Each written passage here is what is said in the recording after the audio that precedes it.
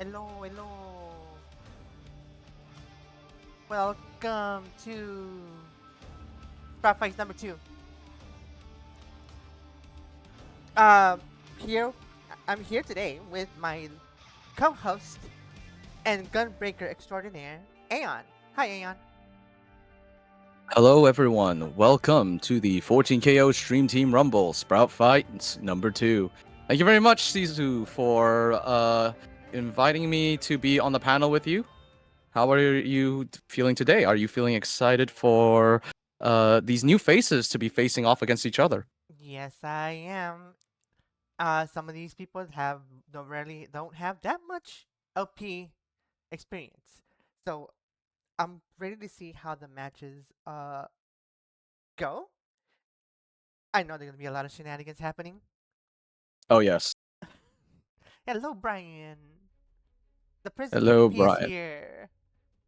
Prince, I kneel. I kneel. Yeah, no, I'm very excited. We've essentially done the sort of equivalent of giving a bunch of infants knives and just saying, "Hey, have fun in the sandpit." And yeah, we're probably going to be seeing a few unorthodox tactics here and there.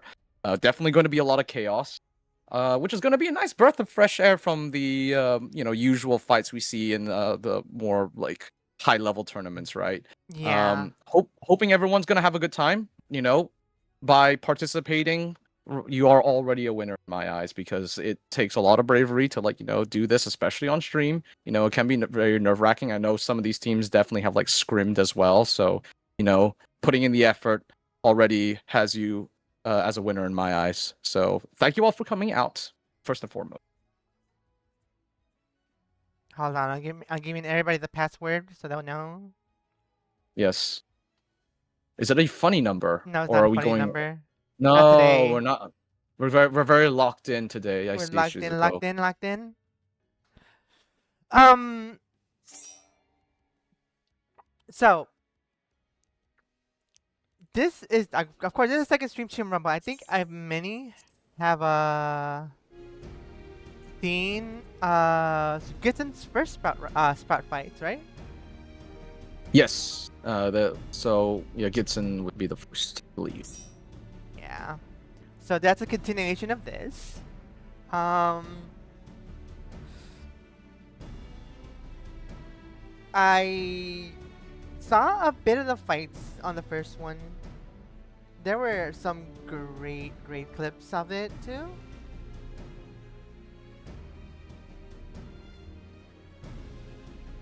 So if anybody wants to see clips of the first Sprout fight, you can go over to Gitson's channel. Hold on, we need to plug Gitson.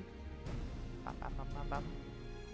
That's twitch.tv/GidsonBrand. That's GIDSONBRAND.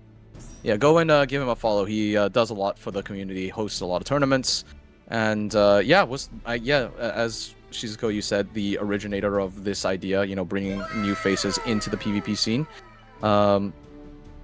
So big shout out to him for all that as well. Give him a big old follow. Yeah. Yeah. I think everybody should give a lot of love to Gitson because he does a lot for the community. For real. Yeah, kiss him on the forehead Kiss for him on the me. forehead, yeah. Yeah, just the forehead though. Anywhere else, and he might blush. He's all right with forehead kisses though. Anyway, so today, right, Shizuko, for lock in. We gotta explain lock in. what is the format of the tournament, right? What is the plan for today? The format for the tournament is round robin. Each team is gonna face each other twice. So, if we look on our stream right now, bam bam. There we go. This is the bracket for today. Wow, that is some high quality production. Well done, Shizuko. Dang. Yeah, I actually locked in. Yeah, you did. So, our very first match is going to be 3AM Macca's Run versus the Violent Harlots' own Royal Marines, a newer team in the Violet Harlots Emperor Grey Empire, I guess. I'm not sure what the group is. classified as. But yes, that'll be the first fight that we'll be watching, and then followed by Cozy Campers and Snugglebugs. Very cute. I do like how we have this sort of a cozy vibe from two teams here, and they're immediately facing off each other against, in round one. Yep. So I see you've done well, sort of like pairing them up, and then after that, it's just going to be a situation where every team fights each other once, and the winner of the entire tournament is whoever wins the most sets. So, everyone's going to get a chance to fight everyone, and hopefully we get to see some really fun matches. Talke asks, are we making our own PF? I don't believe so. Shizuko, Yeah. every match is going to be streamed, correct? No, and that's what I'm about to talk about No. right now. I would like Alright. all the team captains to come over to the host table. One more time. All right, I so wish all I could drag captains, people. I don't have that power. make your way into here. All right, we got the first captain. Would you like to introduce yourself? First captain that has appeared. Oh, hi. I'm Train. My in-game name is Train Killer. We're representing our FC. We're trying out CC for the first time. Let's So go. yeah. Welcome. All right, followed by Magalu. Would you like to introduce? Oh, actually, wait. Sorry. Train. Would you like to also introduce your team's name? Like, who are you, the team captain of? Oh yeah. So I'm the team captain of Cozy Campers. Our team has Hachi, Indomie, Parsley, Shiro, Solus, and Tal. So shout out to our team members. Yeah, that's our team, Cozy Campers. Yo, shout out to Indomie Goreng. That is some ball knowledge. Yes, the best instant noodle brand. I'm not sponsored, but I would like to be sponsored. So shout out to Indomie Goreng. That's my people. All right, and Matt Magulu, what would you like to introduce yourself and your team? Hello. I'm Maggie Lou, or you call me Maggie. Most people call me Maggie. I'm with Royal Marines. We are semi new. We have some new players. Have some old LP veterans on our team. We're just here to play and have fun. Having fun, it's all about though. We're all here to have fun. Yeah. I did not know what to call y'all. I was like, wait, the Violet Hearted Empire. I was like, wait, or is it Royal Marines? I was like, oh, which one it was? I think currently the team we have is Royal Marines. So Okay. we have a few that have a few different, very similar names, but okay. I think we had to change from Violent Harlots because we tried to join CCRC and they did not. I don't think they liked Harlots very much, or Violent Harlots. So Fair. Like, in the sense that Square is very strict on naming conventions and things like that on these days. So, oh well. I mean, hey, Royal Marines is a cool name otherwise. So Yeah. I'd say not a bad alternative. Yeah. All right. Thank you very much, Magalu, Alright. aka Maggie. Mushidora, would you like to introduce your team, please? And yourself. Hello. Well, my name is Mushidora, and I am with my people. 3 a.m. Marcus Run.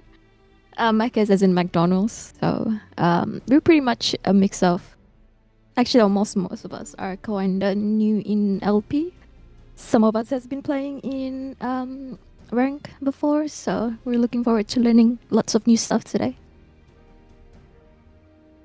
And new Well, hey, stuff will- patch. Yeah. Wait, hold on. I just realized I got this. Hold on, where is it? Is it this one? It can't be this one. No, not that one. That one. There you go. I Yeah, forgot there about we go. that. Thank There you. we go. Yeah. Amazing. We love the high quality production here. We even got sound effects. All right, and Olivia, a name that Oh. barely needs any introduction, but why don't you introduce yourself and your team? I am Olivia. I mostly do front lines. This is like my own. This is my third tournament ever for Light Party, so I'm still pretty new to the scene. And my team is even newer, as most of them before this tournament had only played about 8 CC matches ever, and now like 3 of them have actually climbed the platinum in solo, like in preparation for this event. So I'm pretty excited. Man, let's go. But yeah, but we're still really new, really green in like all senses of the word. So we're just here to like get some experience Awesome. and play our best. And this is your second time, your team's second time fighting in the Sprout fights, right? Hmm. I know. Yeah, I bet. Yeah, I had a lot of fun the first go around. Yeah, I would say so. It was definitely like an enriching experience. Excellent. Well, I hope you all have fun. Thank you for introducing yourselves. Mhm. All right. know, yeah. So we got the introductions out the way. So what I want to say is, as y'all know, we have like the bracket set to how it is. We are gonna stream the teams that are on the left on the bracket. Every like the streams on the right, the teams on the right. I would like y'all to make a PF. And I would like y'all to play the games out and report the scores back to me. And if y'all are streaming, let me know so I can like put y'all on the stream. Do you have any questions?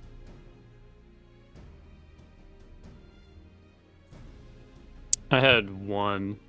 I think you have written in the rules that there's like a team captain can only play in one set per match or one game per match. Mm-hmm.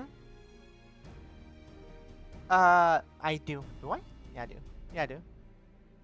I was just so is it for the captain can only play in one and they hop out and swap out? Oh no, I do not. Correct. Oh, okay. Yeah, I do not. So it's just play out, just play it out. Play it out, and if y'all want to rotate out, rotate out. Okay, sounds good. Okay. I just wanted to make sure because we only had 5, so I had to go find a fill just in case. Yep. Yeah, The rule we I had was lost 2 specifically- mates as well, Oh, so we only have 5 as well. Okay, yeah. So Yeah, it's, that's it's easy. fine. Yeah. Team pick Okay. captains can play. So. Yep. So yeah. Starting from the right side teams. Cozy campers, like you see cozy campers on the top, they will be making the PF. Same, and as you go down, the team on the top is going to be making the PF for each set. So, with further ado, let's go ahead and start the matches. yep. Good luck, everyone. Yep. Good luck, Have guys. fun. Good luck. Good luck. Good Good luck. luck, I remember that. everybody. Yep. And remember, the loser has to pay every team 1 million gil. Well,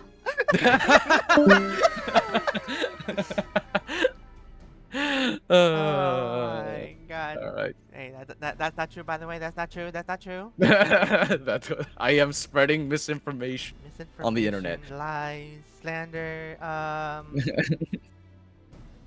People believe slander on the internet, so it's fine. True, it's true.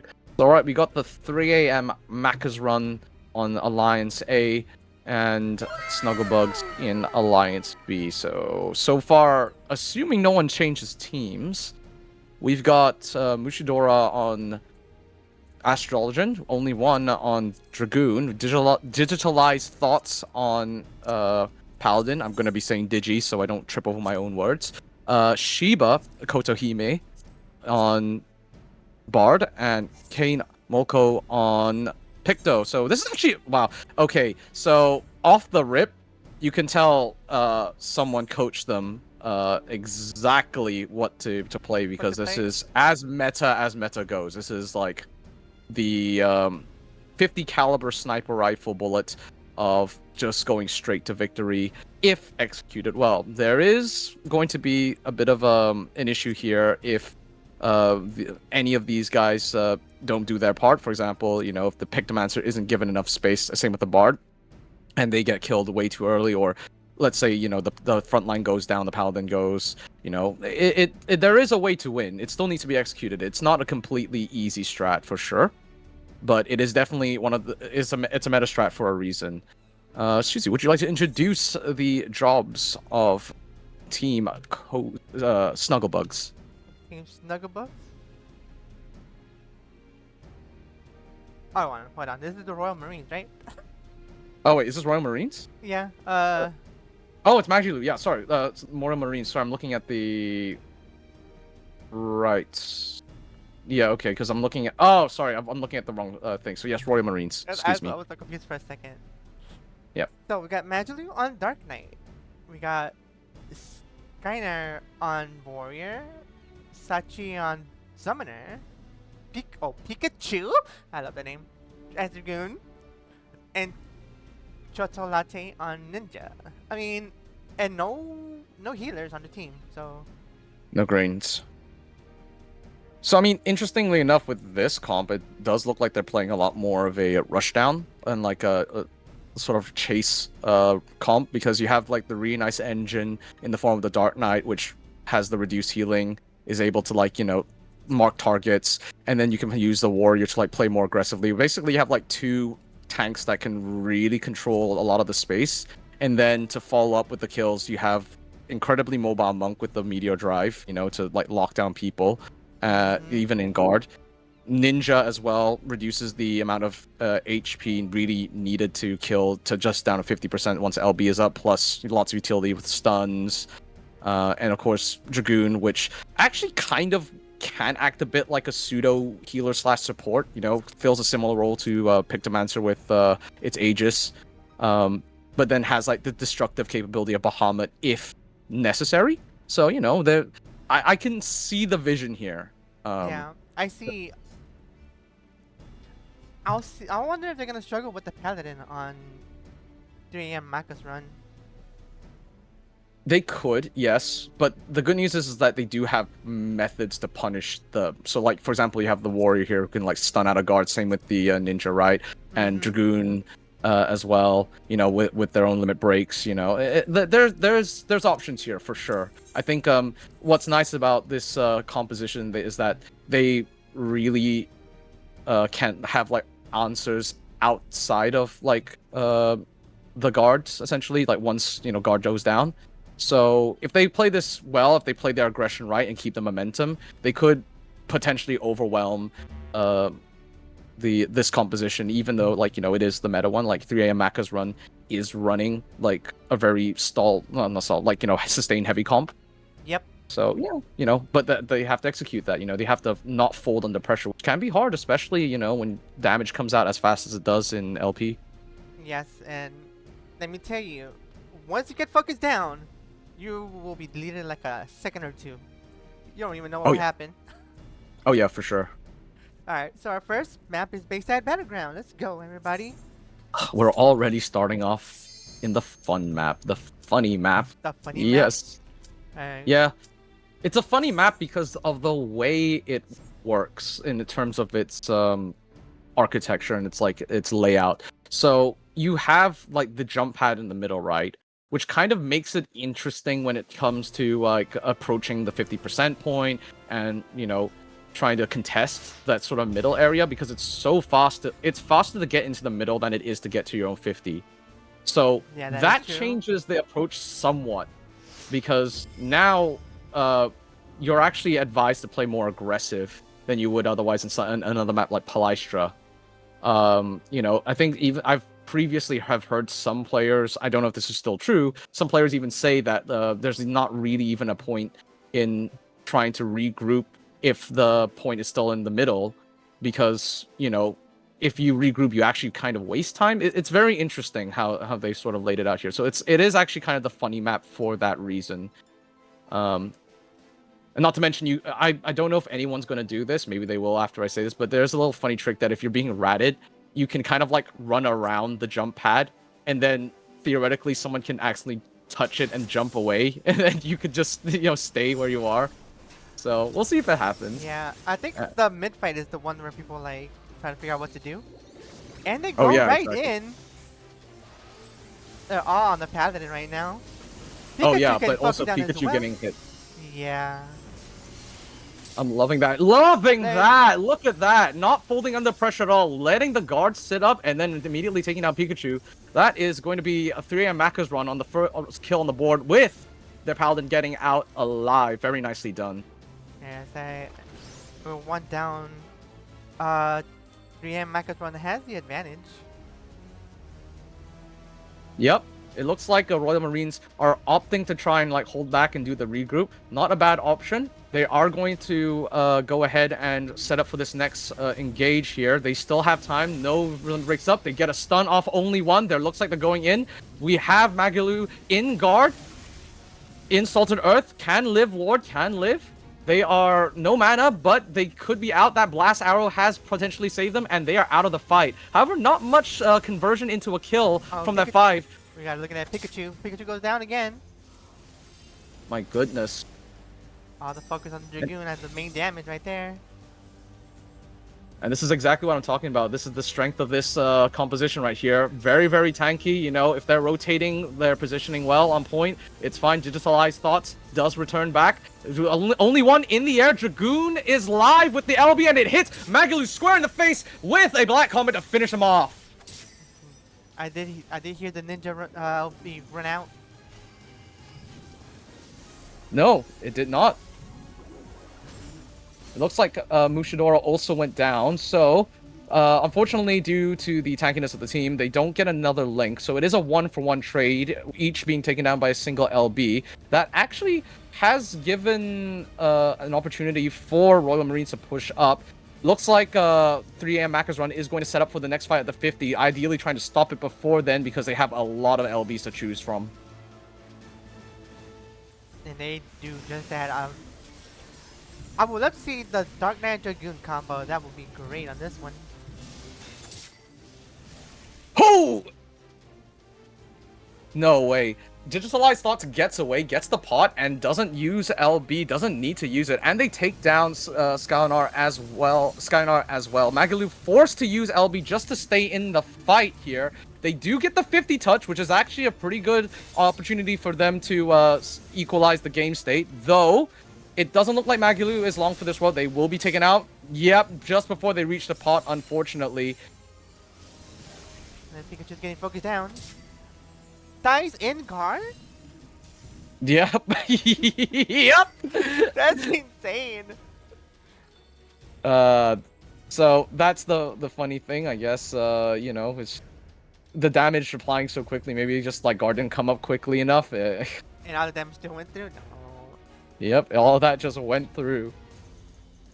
So, yep, this is exactly playing out the way 3AM Macca's run would like it. They have the Paladin LB ready for the 50% fight. There was some great reservation from Digitalized Thoughts. Uses the LB to counter being screamed at. Very nicely done.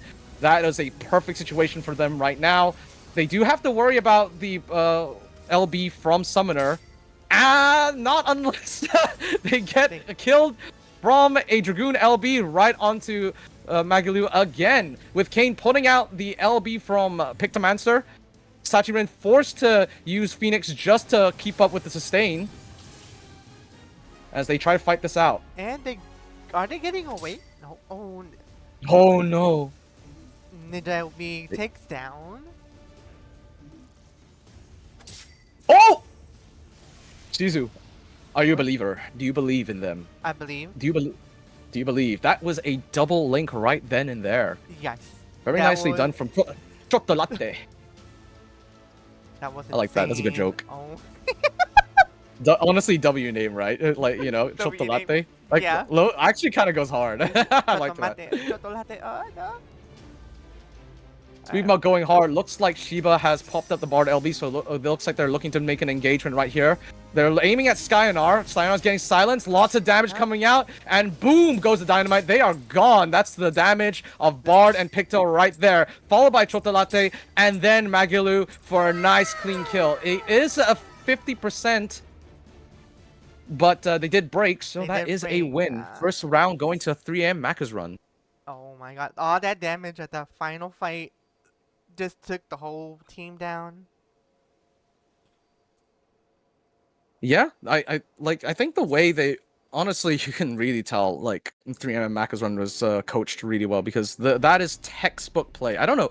I believe it was Jay that coached them, and it shows because for those who aren't aware, Jay Vermillion, considered one of the best players in North America, no glaze, No glaze. no glaze, did in fact train up 3M Macca's, and you can see it right then and there where they executed a lot of very textbook, very tactical play.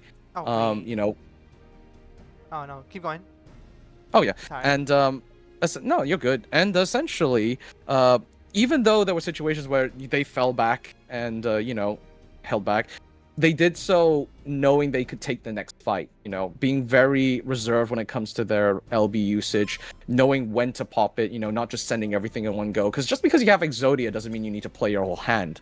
Yeah. And yeah, you can clearly see it because what was really the sort of final nail in the coffin for Royal Marines in that match was when when they split up, when 3M Macca's dispersed, so that the Warrior Scream would only hit one person, and that was a Paladin, the one person that can turn invulnerable anyway, and therefore didn't even need guard. So it was like really good set play from their side.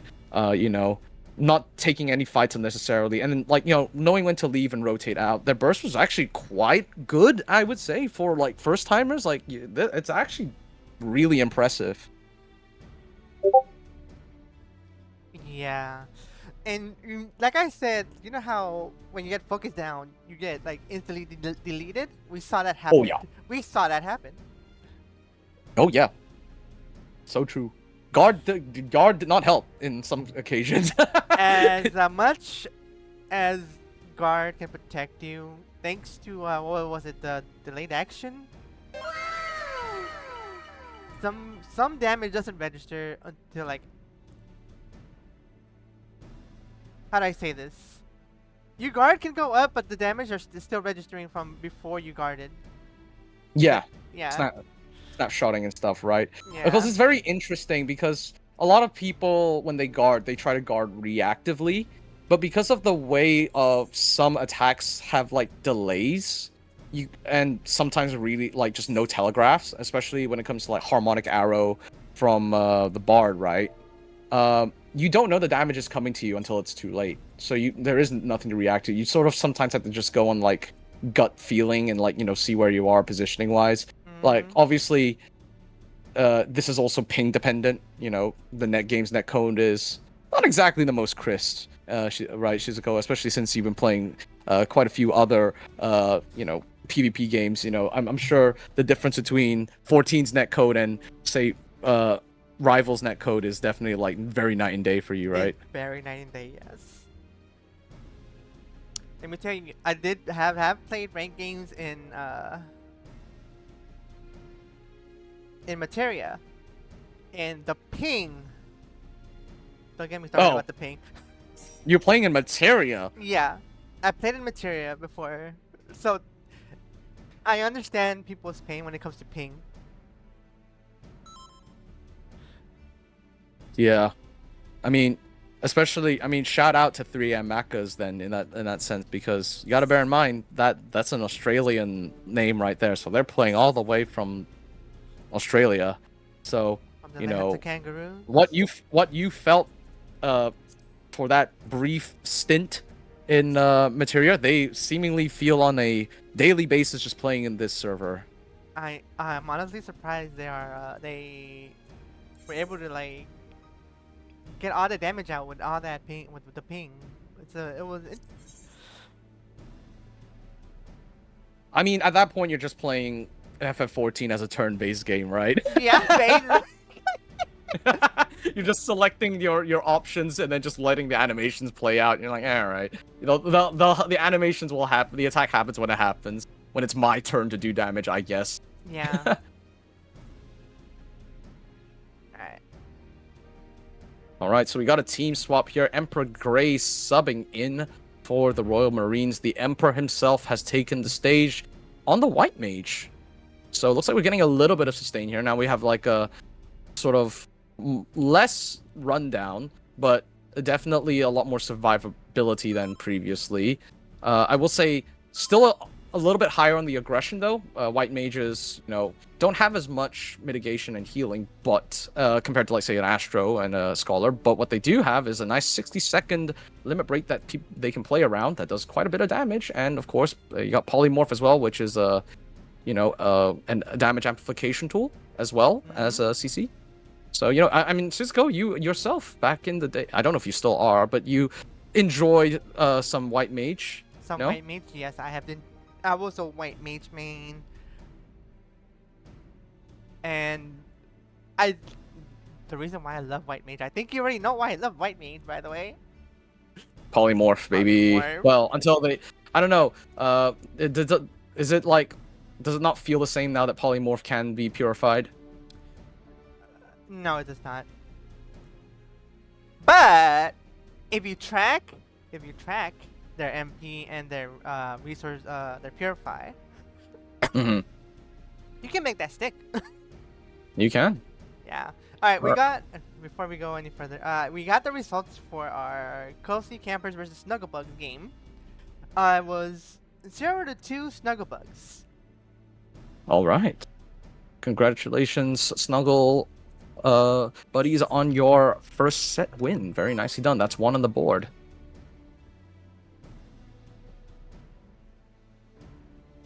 Okay, looks like both teams are ready. Shall we get this party started, Shizuko? Oh, right, choose the map. Yeah. Ooh, they got it. I've been distracted by doing multiple things. I'm sorry, guys. I'm doing. No, my best you here. you are fine. It is not. Don't get it twisted, ladies and gentlemen, and those who don't identify as either. Running a tournament isn't easy. It really is not. It's hard work. It's fun though. Oh yeah, It is fun. we all. Alright. Yeah, I mean, yeah, it's really great. Ooh, Red Sands against a sustain-heavy team. I wonder what's the play here. I also Oh! wonder that too. Well, you see it? No, go on. You see No, the I mean, mage? because they okay. I did see a swap to Red Mage. So, do you think the Red Mage might make it like more? Oh, maybe are they trying to rely on the fact that during Heat Wave people go into guard, but the Red Mage can still pierce? Do you think that's the sort of path to victory, Shizu? I think so. As we can only predict. We don't know what goes on in their head. Mm-hmm. Yeah. Because I will say this map definitely prefers sustain over rushdown for two reasons, right? Specifically, one, the heat wave, right? So that's the main big one. Where the more sustain you have, the longer you can stay in the fight. It also gives you more flexibility in how you approach fights without going into Oasis to pick up the health regen.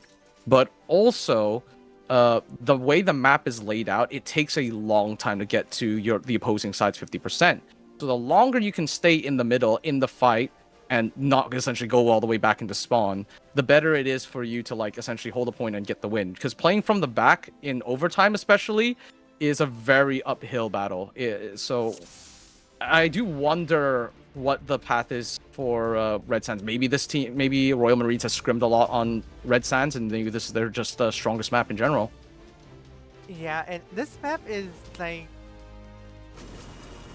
a tough one to go in, like right here in the very first fight, like right in the center. Yeah. Yeah. Oh wait. Ooh. Interesting. Royal Marines opting to play this defensively. I guess they really are concerned about that damage that comes out. Okay, trying to get them in a choke point here. Yeah. Good idea, good idea. And it works! Amazing play from Royal Marines. Absolutely, That I doesn't have agree. Pikachu. Wow. Yeah. So one thing when it comes to this map is the choke point right in the center, and I played so many games to where like the choke point is deadly just to fight on. Yes. There you go, Royal Marines actually has the advantage at the moment. Yeah, no, and only one is taking quite a bit of damage, but so is Skyno over here. Does manage to get out and is now going to Elixir here, get the nice reset. Same with the only one. We have Emperor Grey ready, locked and loaded with the White Mage Laser Beam. Doesn't need it, apparently. Like, still not using it right here. Maybe looking for a good opportunity to cleave. Does use it there, but stuns. Oh, they were trying to get stun people in the sand trap. Well, that was cheeky. That was cheeky. Oh, Emperor Grey goes down. And they get punished for it, getting taken down as a result. Two Dragoon limit breaks go out, but none of them really convert into a kill. So we are still in a decent situation for Royal Marines right now. I mean, all they need to do is just run back here. They did get the 50% touch. So the ball is now back into 3am Macros Run's court. They have to try and at least touch 50 here to get like an equalized game state. And we have Mushidora of Velkhana does have Astral Limit Break though, so the fight is definitely going to be in their favor in this point here. And they go deep. Can they convert the kill? Emperor Grey goes down. Oh! Trade healer. Yes, they do trade healers, which is interesting. So as a result, the Astro Limit Break kind of ghosted there, which is actually pretty huge for Royal Marines. Digitalized Thoughts has to use Hollow Ground here just to stabilize, but as a result, they can't use that to push the point further. All Royal Marines has to do is play safe. Pikachu in life, now out of life though. Goes down out of guard. Pain. They're two down. Might about to be three. 3am Macros Run does have the advantage at the moment with numbers. Yep. Choosing to once again play a little bit safer here. We have 3am Macros finally getting the 50% touch, so we have equalized it. So despite the ghosting of the LB, they still managed to stabilize themselves pretty damn well. We do have a cheeky Purify to stay on the point. No guards wasted. And remember, folks, it's two pulses of the arrows, and you get to survive the pull. If you Purify at the second pulse. Yeah, so when the draw-in mechanic happens, the arrows pulse in twice. If you Purify on the second pulse, you basically get to immunity. Never mind, look at that beam from Emperor Grey! Finally, the opportunity that I've been waiting for! Does that beam make you proud, Shizu, as a... That beam does make me proud, yes. Right into the choke. Getting a few. Beautiful. And pushing. To get the advantage. Beautifully converting that into 2 kills. Yes. That might actually be a good opportunity for them to get a quick break here. And a quick kill, my goodness. Stealing a nice little snack from the Macros Run right there. I think which then forces a pretty nasty stagger at this point, actually. Yeah, I think at this point 3am Macros needs to regroup. Mm-hmm. Oh, yeah. For sure. They're sort of losing a bit of composure here, right? Yeah. We do have Digi throwing up Paladin LB though, so again, actually now flipping the fight into their favor. Very nice kill from only one, taking out Emperor Grey as we enter the last 10 seconds of the match. Now remember what I said, this map is very hard to fight from behind, so this is exactly where Royal Marines wants to be. They do commit to it though. Maggie does throw out Dark LB. It looks like they're trying to close out the match here, but in a 4v5 situation, yeah, I don't know about that. Oh, they are really committing to this. They have to get the kill on Digi right now, or else they're going to be in a pretty bad situation. I don't think that's going to be happening anytime soon. Oh, no. They didn't convert the kill. No. So it's anyone's game now, really. Yeah. It's all down to this next fight. And this is where people start panicking. Yeah. Okay. So we got a big beam from Emperor Grey. He does go in to try and guard early. We had a little bit of cleave. Maggie taking quite a bit of damage as well. Maggie needs a little bit more support. They do... Oh, wait, no! McCain gets out with a slither of HP! Damn. Such is the power of the paintbrush! The paintbrush too strong. You know what they say, the paint is brush is mightier than the sword, and damn were they right. They were not kidding. Ow! But that's was not stronger than the spear, because there goes Shiba right there, giving the Royal Marines the opportunity they need, taking down only one as well. In a 3v5 situation, Mushidora forced to get on the point just to stay alive that much longer. They cannot use LB at this time, and they are down. At this point, you gotta circle out the point, try to keep it alive as much as possible. Very nicely done, though. A well-timed cover from Digi onto Kane, with the Paladin LB as well is nice. It forces the enemy team to commit to a Warrior LB just to get the kill here. DJ does go down quick though, but Shiba makes it back just in time. They did get the break. It is now anyone's game. If anyone steps off the point, it is over. Only one trying to hold the point for as long as he can. He's the only one on point, so to speak. That's a good one. Yep. Oh, Astro and LB Mushi goes does out. get out the LV out just in time. They stun into a guard. Absolute cinema. They are fighting for life. Live lording. The tankiest job in the game is green, but Umbra wins anyway. Oh my god, the Astro LB was so magnificent, just stunning everybody right there. Insane, right? The stun into guard was so like that. Remember, this is the Australian player, right? I told you, turn-based game. They already saw the enemy turn coming, but alas, you know, Shiba was just a little bit out of point. But honestly, great attempt. I think like Royal Marines definitely were very nervous in that last 5 seconds of the match. Yeah. Oh my god. All right. Wait, is this a 1-1 third match? so far. Oh my god. Yeah, no. That was only the second match. So we have a win on Royal Marines, who did pick the Red Sands, and it looks like maybe it was a map they were very familiar with. I'm very impressed. They won with a generally more aggressive comp in a map that favors typically more sustain. I think what they did really well. I mean, setting the pace first with that I think it's very interesting, right? Because maybe with the way they were coached, they were expecting a lot of like the other teams to like push in more aggressively. They didn't really know what to do when they actually just started pulling back, and that's honestly sometimes like the trap, right? Yeah. But then after that, it was just just well-timed LBs here and there. You know, good spacing and positioning on the part of the Royal Marines that just allowed them to like snipe off the crucial kills needed to sort of break down the composition, sort of like the engines. And then I was a little bit concerned with how they use their LBs at their 50% point, because as you noticed, then when it came to fighting on their 50%, it got a bit difficult.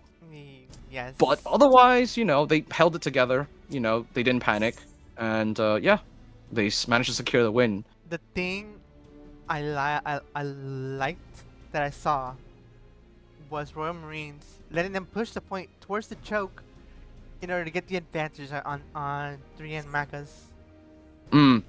Yeah. It's like not a lot of people know, like a choke point, it's a death point. Yeah. So it's all about like spacing.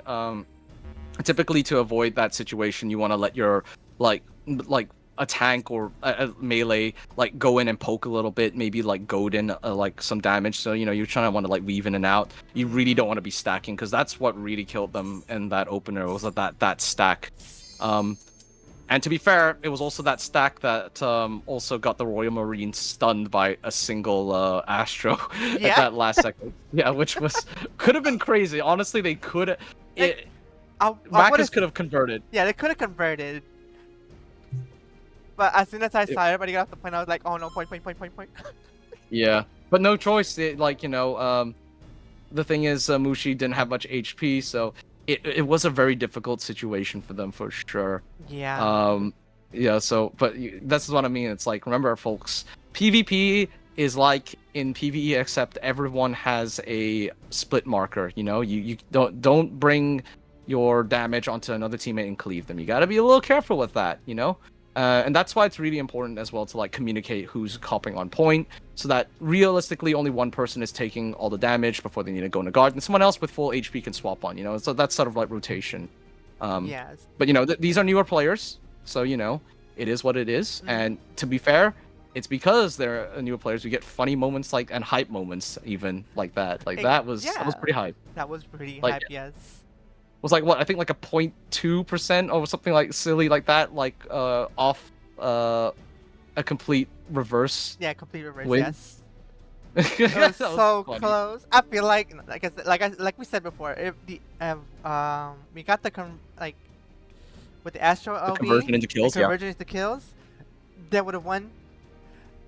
Oh yeah. But I feel like Ye- there was a little bit lack of communication of what was going on.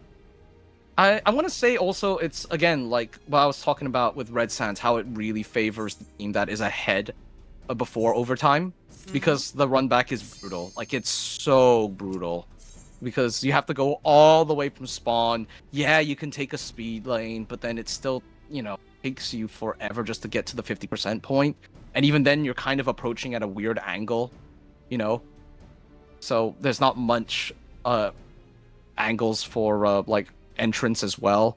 You either take the safer but slower entrance from middle, or the faster entrance, but it puts you right in front of the enemy team that is sitting on the 50% with essentially no real walls to speak of. Yeah. When you need to fall back. Yeah. Yeah, it's brutal, I would say, and yeah, that's I guess what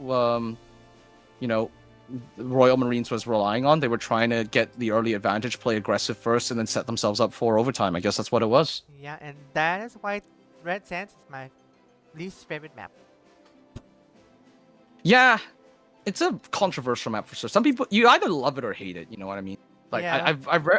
I've heard people absolutely oh, love Red Sands, let's go fucking Red Sands. But then there's definitely a equal amount of hate for it too. I've never heard of anyone who's kind of middle ground of it. I mean, I guess I am, but but I definitely lean towards the more of the it's annoying side.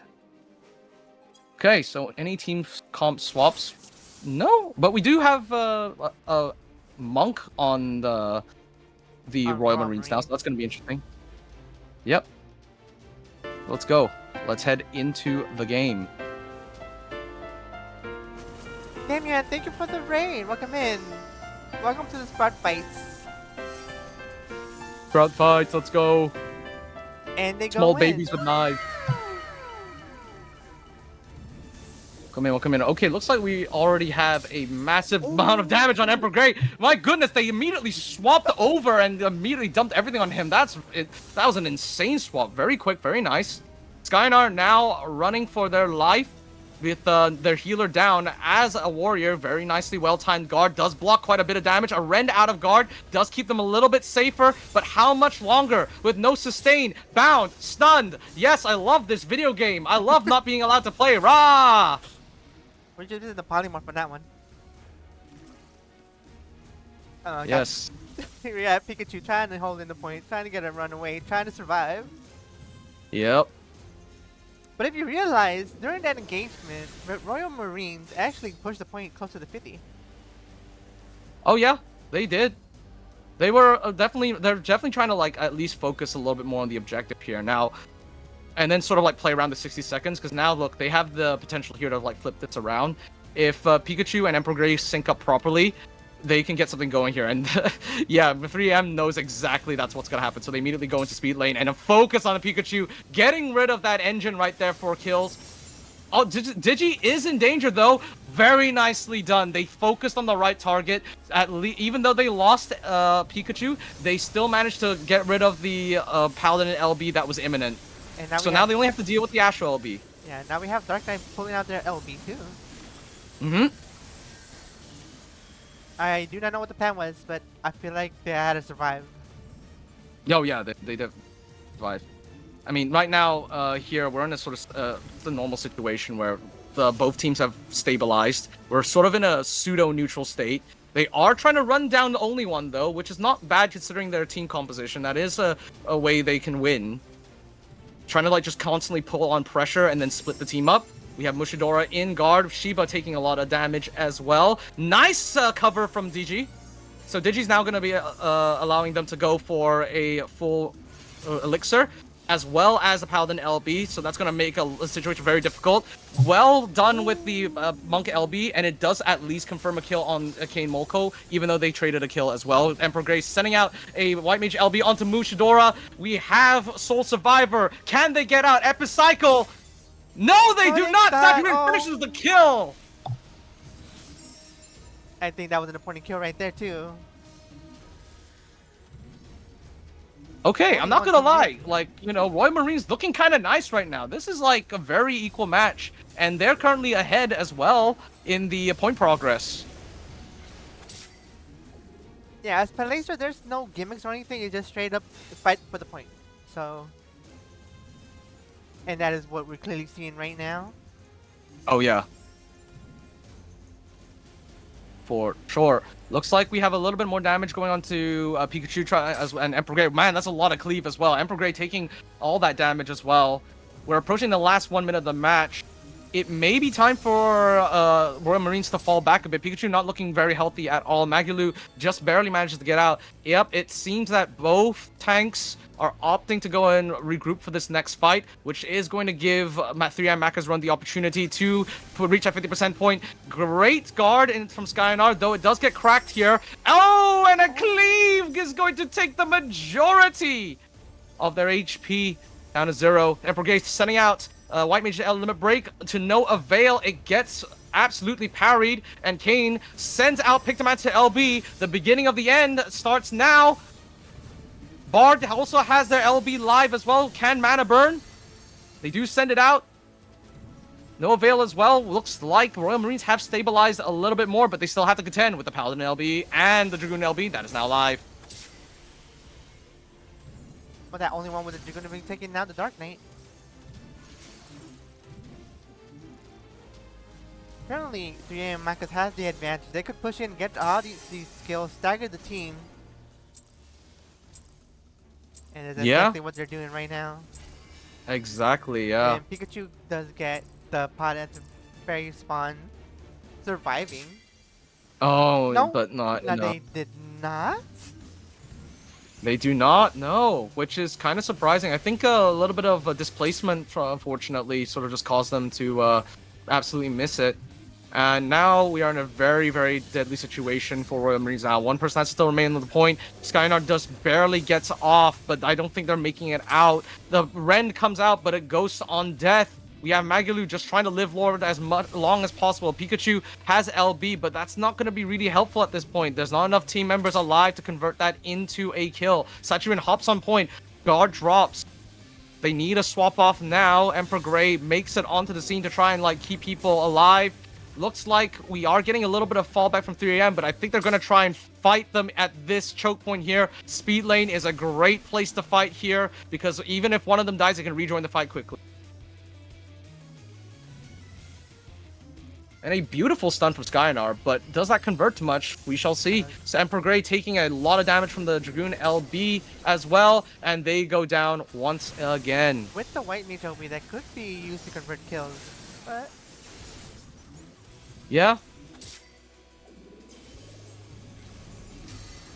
I will say though, they are giving up quite a lot of space. Like 3M Macca's is letting the point push a lot further. I wonder if this is a tactical decision by them. Oh yeah, it definitely is, because no one's on the point! And that was it. That was it. Just like that. That is a 2-1. 2-1. For 3M Macca's to Royal Marines. Honestly, very good fight. Honestly, that was a really good set. Yeah. Honestly, I feel like they were pushing the point back. I feel like if it would be harder for the Royal Marines just to get back to the point, just to fight. Mm-hmm. Yeah, it would be, sure. And you know, I think you know, with the fight going the way it was, I do have to give credit to 3M Macca's Run sort of like keeping their cool, because it was pretty much equal up till I think like the middle point, right? And then when they started, they chose their aggression, right? They chose like, okay, this is the time for us, you know, respawn timers are what they are. It's time for us to like just start running people down. Like you noticed, like they just started ratting people at the back of their own spawn. to like just Yes. stop any sort of regroup happening. Yeah. And that worked in their favor. Yeah. So GG's. Looks like we had a pretty like what's that like 2 games that went into overtime. So bangers all round. Yeah. And now we get to see more. Oh yeah. Oh yeah. Oh yeah. So the next game on our stream will be Snugglebugs versus 3AM Makas. Nice. Let's do it. Wait, am I? Snugglebugs is 3 mechas. Yep. Okay. Yep. They got the PF up. Let's go. I don't know how to spell Snuggle. Hold on, give me a second. I'm struggling. Panicking.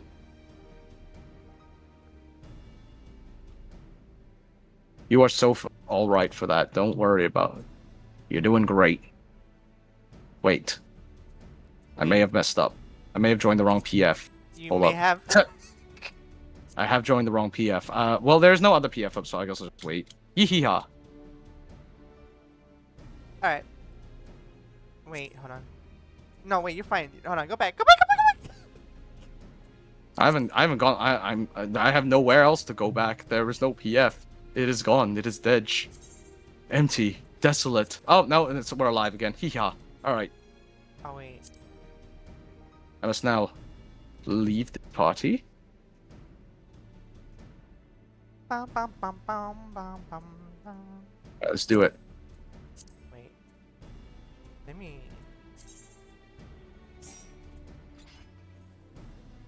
Oh, someone gave me a wave. That was Olivia. I'm sorry, Olivia. I didn't mean to ignore you. Alright. My so apologies. we're gonna have Royal Marines and Cozy Campers make their PF. Let their best of 3 fight their best of 3 and report the scores back to me. Roger, roger. Snugglebugs and 3AM Macros runs should go ahead and join my PF. That'll be that way we can go ahead and start the game.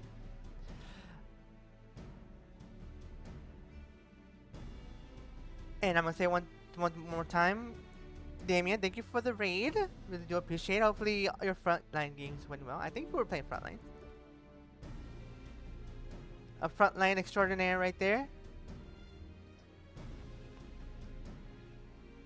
Yes. An avatar of destruction, one might say. Avatar of Destruction, yes, yes.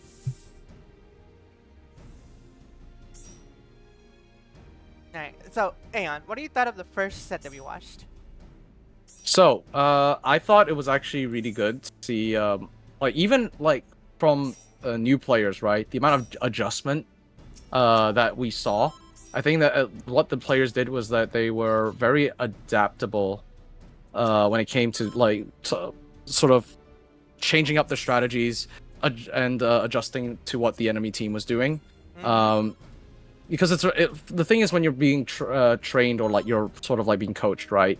A lot of the times you can sort of fall into this very strict mindset of just applying or like, you know, regurgitating, if you will, things you've just learned, like preset strategies. But like, cause this is the way it works. This is how we play the composition, and we can't adjust it any other. It's like kind of like how you do like a raid, for example. You know, stand here, do this, resolve mechanic, that kind of thing. But it just goes to show that with PvP, not everything goes to plan, and then you're gonna have to sometimes take risks, or sometimes you're gonna have to play in a very strange way, like how like we saw in Red Sands, they played more defensive on the opener, then they sort of pushed their aggression, maybe as well as that, like with Mechas, they kind of were bunched up a lot more, and they didn't play as aggressive when they should have. They played too defensive, right? As well, They realized that, hey, we had the advantage. Why are we not just pushing into them and stopping their elixirs and stuff, or letting them get away for free when we actually don't all need to be on the point? So it's like stuff that you could slowly see them adjusting their strategies. I really, really liked that. It was like a very nice, like almost like back and forth. And yeah, by the end of it, it was like, very equal match, could have gone either way, and it was just a matter of like who could capitalize on more mistakes, who could identify more mistakes even. So well played all around, I would Yeah. say. If this is how the day has started, yeah, we've got a pretty high bar. And when you said mistakes, like I think capitalizing on mistakes in this mode specifically is kind of like punish them and then just get like try to get the advantage and just try to push them in with the team fight. Yeah, exactly. Like especially when it came to I feel like when it came to Royal Marines composition, due in part to the fact that they didn't have as much sustained, it was definitely more of a situation of like, getting momentum on like the opener and then just riding off that momentum, right? And playing like, the whole idea of like, getting the advantage, as you say, get the advantage, push in, right? So it's a very difficult composition to play because of the strong meta jobs right now. Mm-hmm. But it can work. It's just I would say requires a lot of things to go your way to pull off. Namely managing to like nail the kills, maybe like intercepting and interrupting the paladin as well so they don't get the covers. Because that was the thing, like, you gotta shout it, like, give it up for Digi, right? Digi came in and like covered people like in a very efficient way, sort of like almost greeting the health a little bit, and then once the cover was on, waiting a little bit and then for them to like take, to be the focus, and then they pop their LB.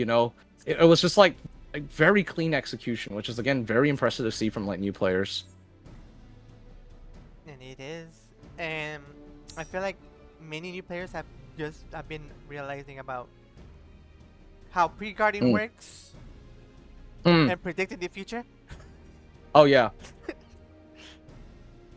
Like we've seen many you times kinda have during that to. set. Yeah, we've seen many times during that set where like not pre-guarding has just got them killed. I mean, yeah, it was. I mean, think about it. It was a lot worse back in Endwalker, right? Because at least now we have some of our attacks, the damage snapshot is tied to the animation. So the slower an animation is, the slower damage applies. Mm-hmm. I mean, even then, damage can still come out very quickly. But back then it was like kind of everybody, like remember back in Endwalker getting spited. Even though you're on guard, getting spited and like you see the you go into guard, like you and then you see the cursor, the sort of like crosshair on you, and it's like, well, I mean, the crosshair was already on me, so I think I'm dead here. Yeah, but I've never had that issue, and I'm on. The reason why is because I'm the machinist stepping on, so. Yeah, exactly. Well, until you enter into a cowboy crit draw duel with another machinist, so it's like, hey, who can get the LB fastest and click on the head fastest? Yeah, right, so it looks like. Those were some good Oh, times. sorry, go on. No, those were some good times when you could do that. Now it's like, oh, I'm sad. when the guard comes up. Well, they did improve the snapshotting a little bit on the machinist LB, so it's not terrible. I think like stunning into the machinist LB still kind of works because there's an animation lock with Purify, so you can feel like unless they pre-purified beforehand, on reaction to your stun, the minute you land the stun, I think it should apply. I think so too. So yeah, it's not dead fully yet. I mean, you just speak to the rival wing players who get like bravery sniped all day every day. Oh no. Yeah. Max soaring with bravery, goodbye HP. It's a one shot. Turns a 50 cal into the anti-tank cannon. I've seen many clips of people just getting destroyed by machinists and rival wings. I was like, oh my god, I'm not even that evil. Yep, it happens. Alright, map is Volcanic Heart, everybody. Alright, my favorite map. And looks like both teams are ready to go. We have, over here, you got the Snuggle Bugs running a Gunbreaker on CL, Olivia on Red Mage, White Mage Astralis Tayo, June Bugs on Viper, and Liana Gladstone. I think the name kind of disappeared, but Liana on on Bard. So very interesting composition. You know, I myself am a massive Gunbreaker enjoyer, if you couldn't tell by my icon. And there's kind of a reason why you don't really see this job a lot in LP, is that if you have a Gunbreaker, because of how it doesn't really synergize with a lot of other jobs, you are essentially making a core, like a composition around the Gunbreaker being the core, right? Mm-hmm. And what Gunbreaker does excel at is holding the point. So, looks like that's exactly what we have Snugglebugs trying to do here, is that you have the Gunbreaker and the Viper who kind of fulfill similar roles. Sort of like, I guess their whole point is like swapping off. And of course, you have a lot of rundown potential. I mean, you have essentially 3 jobs with gap closers. One of them, two of them have guard pierce as well, and 2 60-second limit breaks. They're gonna try to play this as quickly as possible. Meanwhile, 3IM's Macca's Runs has opted to use the Reaper here, which is very funny. This is exactly what the Big Donk City used in CCRC for Volcanic specifically. Yeah, let's see how it works here. Oh. Oh, it's working really well so far. We got a first kill on the board on Liana over here. Only one taking quite a lot of damage, but has managed to get back to the back line and get a nice elixir off, which does put Astra on the back foot. And Olivia's getting focused at the moment. Oh, Can they secure the kill? No, they're not. Olivia's. no, they don't. That was a beautiful guard, blocking a lot of that damage, especially the Pictomancer Comet as well. So Olivia does manage to get out there fine, but it is now Seal's turn to take a lot of damage, and they trade tanks. Trade tanks? Who needs tanks anyways? So real. Oh, yep, as you can see, don't need it. The Reaper kind of is a tank in a way, right? Right? I feel like a lot of DPS are tanks in a way. Yeah. Sometimes even tankier. Like, I would argue it's harder to kill a Reaper than it is any other of the actual tanks. Because they could just teleport out, right? And, you know, that Arcane Crest can do a lot of sustain. Yeah. Viper as well has that, you kind of have, you're forced to not hit into them due to scales as well. How did Olivia get over there? I'm so confused. I guess they got ran down. And also cut off from the rest of the team, because bear in mind, those bombs do cut off a lot of escape routes. That is true. Oh, somebody's the point. Yep. There it goes back.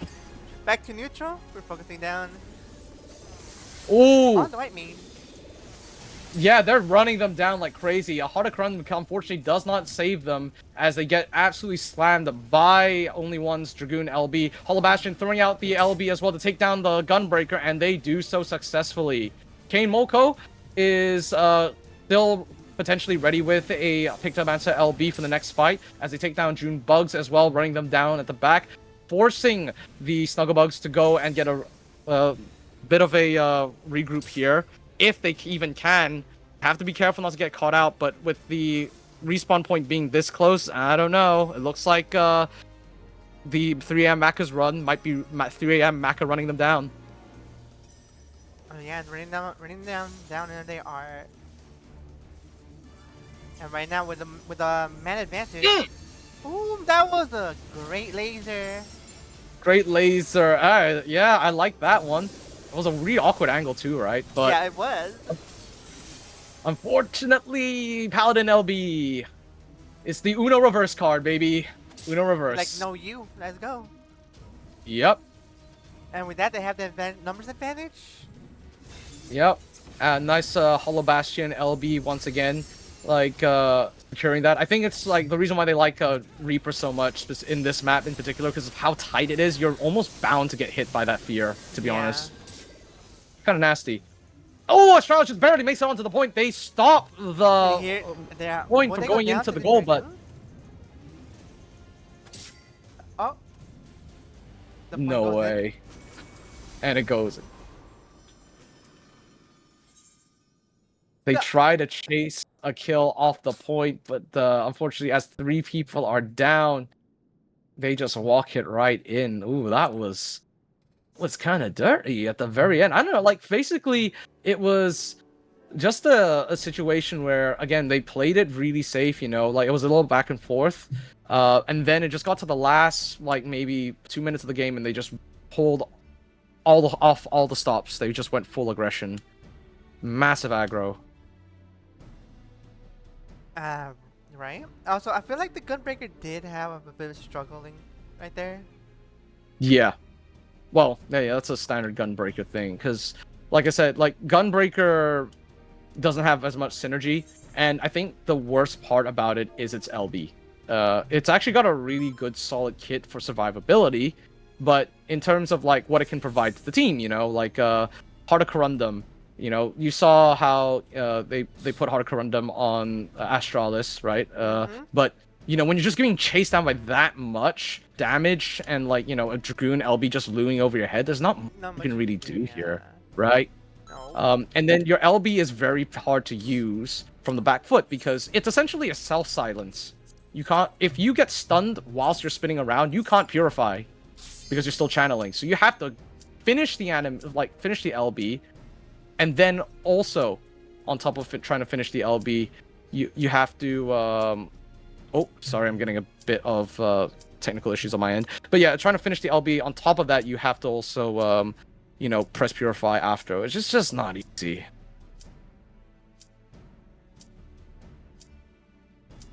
Yo. Oh, that's me, huh? No, you're good. I was also getting a bit of some issues on my end. Oh, okay, so it's not me. Okay.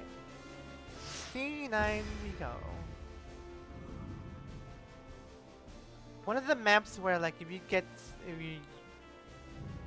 where people have trouble, like I don't know, like grouping up or like getting staggered.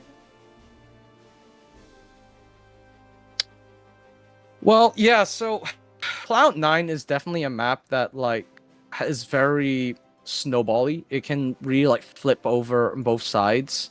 But generally speaking, what makes it so difficult to fight is the 50% point, right? Because you have to, as defenders, weirdly enough, play more aggressive to take up more space and stand in more, so you can like, you know, have more walls usable by you. Which forces sometimes when you're just trying to get a regroup, you have to like stand far back, right? Otherwise, you're overextending too much. So it's almost like counterintuitive in that sense. So, yeah, I would say right now in order for the Snugglebugs to win against a comp like this, they definitely have to just play harder on the aggression. Like that's their only way forward. Yeah, and right now I feel like they are doing just that. Yeah. They are. Well, we got 3M Micah taking out the Olivia. Could not convert the Paladin kill. And now they are getting run down in return. Yeah. This is a little bit of an unfortunate situation. They do have to run back here. Big stun onto June Bugs, and that is them being taken down. So now this is exactly what I'm talking about here, right? So now what's gonna happen now is Umbra's gonna go and run them back in their corner. See, there's no walls here, absolutely no defense, so they have to play aggressive to force them back out. But you're essentially doing so at a 3v5 disadvantage. It really is very painful to play on this map from behind. But they somehow managed to force off some of the aggression, but at the cost of the point breaking here. We do have turbulence, so people are going up in the air. Digi has picked up the feather, so they do have LB available for this next fight, which is going to be great against the two very damaging LBs from both the Gunbreaker and the White Mage here. Kane does throw up the Picto LB as the first sort of starts the offense. Shibako Tohime goes down from a white mage beam, but then they answer back in kind with the Dragoon LB from the only one. Digitalized Thoughts does throw out the Paladin LB, saving themselves, forcing the swap off of them. Hollow Bastion answers back, killing Liana Gladstone, and looks like they're looking to close the game. And for 1 second, I thought they did have the advantages there, but with the Reaper LB going out and the Paladins are using their LB to like survive, they failed to take an advantage. What's it called? I'm lost. They failed to sort of secure the advantage. Pose. There you go. Words. They're hard. You know. Yeah. I mean, listen. Words is the only thing I'm doing tonight. Yeah, I don't actually have to do any of the admin or the background stuff. So you're kind of yeah. Well, first of all, congratulations to 3M Macca's runs, GG's. I believe that is a 2-0 for them. So very nice, very nice, very nice. Very well played, very well played. Nice and clean games. Do not worry, a Snugglebug. I will still hold you very dear in my heart because you are still trying to make my little boy Gunbreaker work. And you did make it work in a previous set, so yeah. You are winners in my heart. You are now Aeon's Thank favorite you. to win. Thank you. Yes. It's okay. It's a round robin. Still winnable. Winnable match. Winnable game. But yeah, no. You're kind of like, as for you, Shizu, I wouldn't worry about it. You're basically doing the thing where it's like you're playing an accordion and a harmonica and the drum, and then like also like like you're kind of like playing like 5 instruments at the same time, trying to make stuff work. So yeah, you're doing great. Don't worry about it. All right. So we got the results from our other match, though. Royal Marines went 2-0 against Cozy Campers. So, with that being said, we are going to see Cozy Campers and 3AM Maccas again on our stream. My gosh, the 3AM Maccas are just they're going to be playing up till 3 a.m. At which point they probably will need to get Maccas at some point. Wait, what time is it over there in Australia right now? Let me check. I have actually got a clock up for this specific occasion, but yeah, no, I feel like this has been a very self-fulfilling prophecy. Let's see, world time, buddy. Where are we? Oh, I don't actually have Australia time. Let me change that real quick. Oh, there's different. So it's 6:55 a.m. in Central, Eastern is 7:25 a.m. and Western is 5:25 a.m. So we've actually missed the 3 a.m. mark. Actually, they are well past the Maccas. Maybe that's why they're so strong. They already had the 3 a.m. Maccas. Yeah, they already had the 3 a.m. Maccas. Oh. They got their burgers, their fries, their drinks. Yeah. Forget what they call. There's like a place they eat. It's called Jack in a Box. I think it's Burger King. They call Jack in a Box. The Hungry Jack. Hungry Jacks. That's it. Yeah. Jack. Not Jack in a Box. Hungry Jacks. Yeah. Which is like so strange to me. Like I just don't know how you get Hungry Jack from Burger King. If I remember correctly, it was a trademark issue.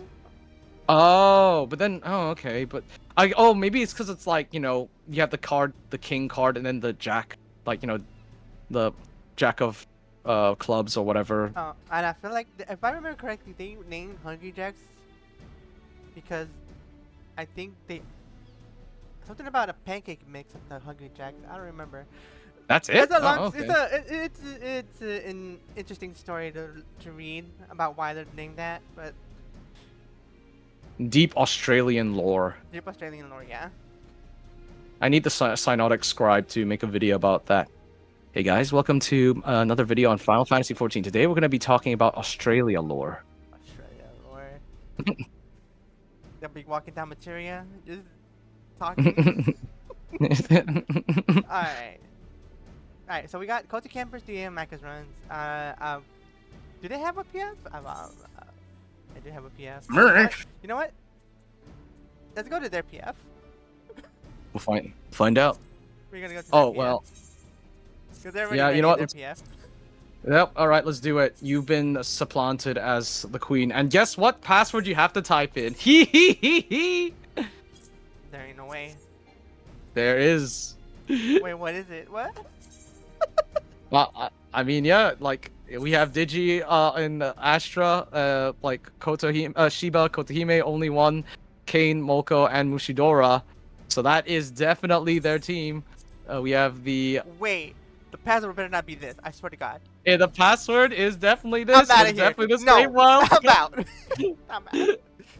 say it. No, Say the I'm not saying password. the password. Say the password, streamer. 6, 7. 6, 7. Fuck. I.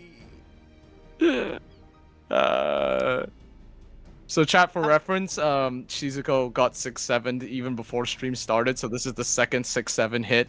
I swear fear it she happened has a taken third time. critical Okay. damage. I'm just gonna walk out. I'm gonna let you handle the whole thing. You can never leave. You can never leave. Fact chat. If we get like, you know, like several more viewers in here, you know, bring your friends over. We can have 67 viewers and we can 6-7 Shizuko thrice. No, today. don't. That is. Whoa, we went up. We got extra viewers just a little bit. Come on, chat. I know you can do it. I know you can do it. I'm looking at the view count. I believe in you. All right, but on more serious note, we have now the Cozy Campers on Team Umbra with Indomie Goreng, Solus Mizu, Train Killer, Hachinaru, and Shirobun. Playing as Warrior, White Mage, Black Mage, Gunbreaker, and Bard, respectively. You know what? Speaking of respectively, I respect that we have multiple Gunbreakers showing up. Funnily enough, from the two Cozy teams, Cozy Campers and Snugglebugs, both running the very Cozy Gunbreaker. I appreciate you both. Gunbreaker, yeah. Thank you for the representation.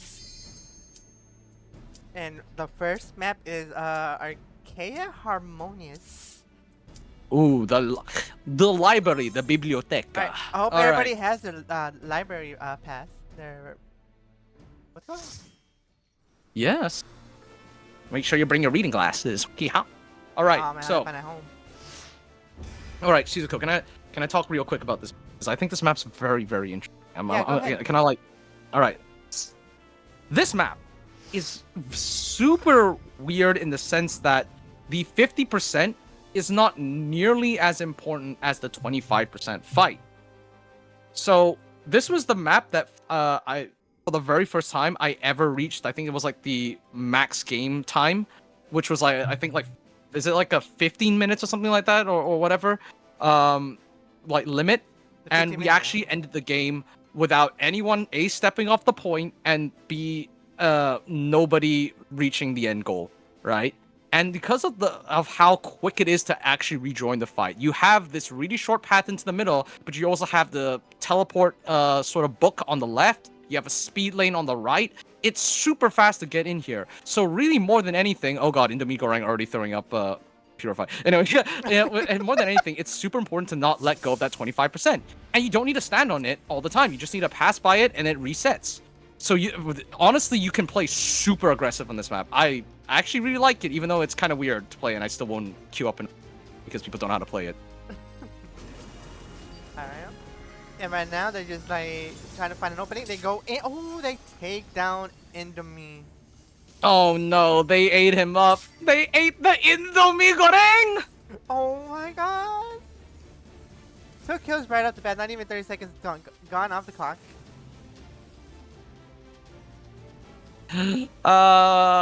Kamati. And now we have Train Killer also going down, speaking about death. And it looks like we are forcing a early 25% break, which is a huge game state change. So now it's going to be a lot easier for Snugglebug to defend this point and then, you know, also push back and contest. And we now have a pretty uphill battle from the... Wait, no, hold on. Yeah, oh yeah, the 3M... Sorry, it's going to be easier for 3M Maka's run to contest. It's going to be harder for from the Cozies to contest. So it's, yeah... Not looking great at the moment. Yeah. Actually, now we're taking a lot of damage here. Somehow surviving? Yeah, oh my god, how are they still alive? Oh, there we go. They finally went down. Alright, guys. Yeah, gonna follow that.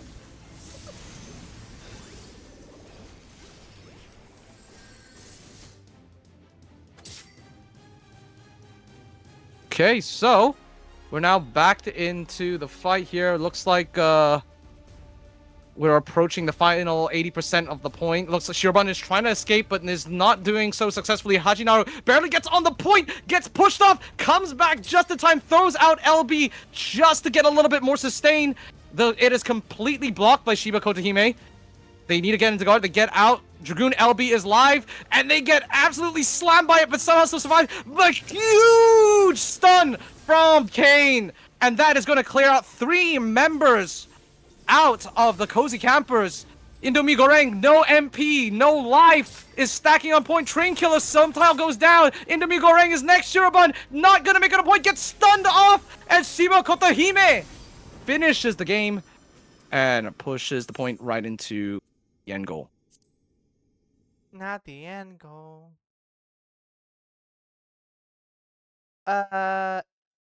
Honestly, this map is confusing to me. It kind of is. I think the way I would say it works is it kind of just like you look in the middle and you just pan left and right. And that's it. You honestly just follow the lane. Because if you try to follow people through corridors and stuff like that, you are almost certainly going to get lost, I guess, from like a spectator's point of view, I guess. Because everything kind of converges into the middle lanes anyway, realistically. That's kind of why I like it a lot. The side stuff is like... Okay, Shizuko, you are aware of League of Legends, correct? Yes. So imagine, literally, this is just Aram, but there's also jungle. Everything that isn't in the middle is just jungle, and you know how jungle is. It's a mess in there. That's what I thought what it felt like, honestly. Yeah. Yeah. All right. So. All right. What's Aeon, not? I need you to help me Yep. out here. Who got the point? Yeah. What's up? I turned away for a second. Sorry. What? Sorry. Who got the point? Who got the Oh, win? who got the point is our 3M Maka's run once again collecting the point. With Shiba Kotohime scoring the goal for Team Australia. It's the World Cup's going on right now. Yeah, it's still going on right now. Yeah. I honestly don't know who's playing. Now I'm curious. Alright, we're going to Palestra. Palestra. Rest in peace, my gunbreaker.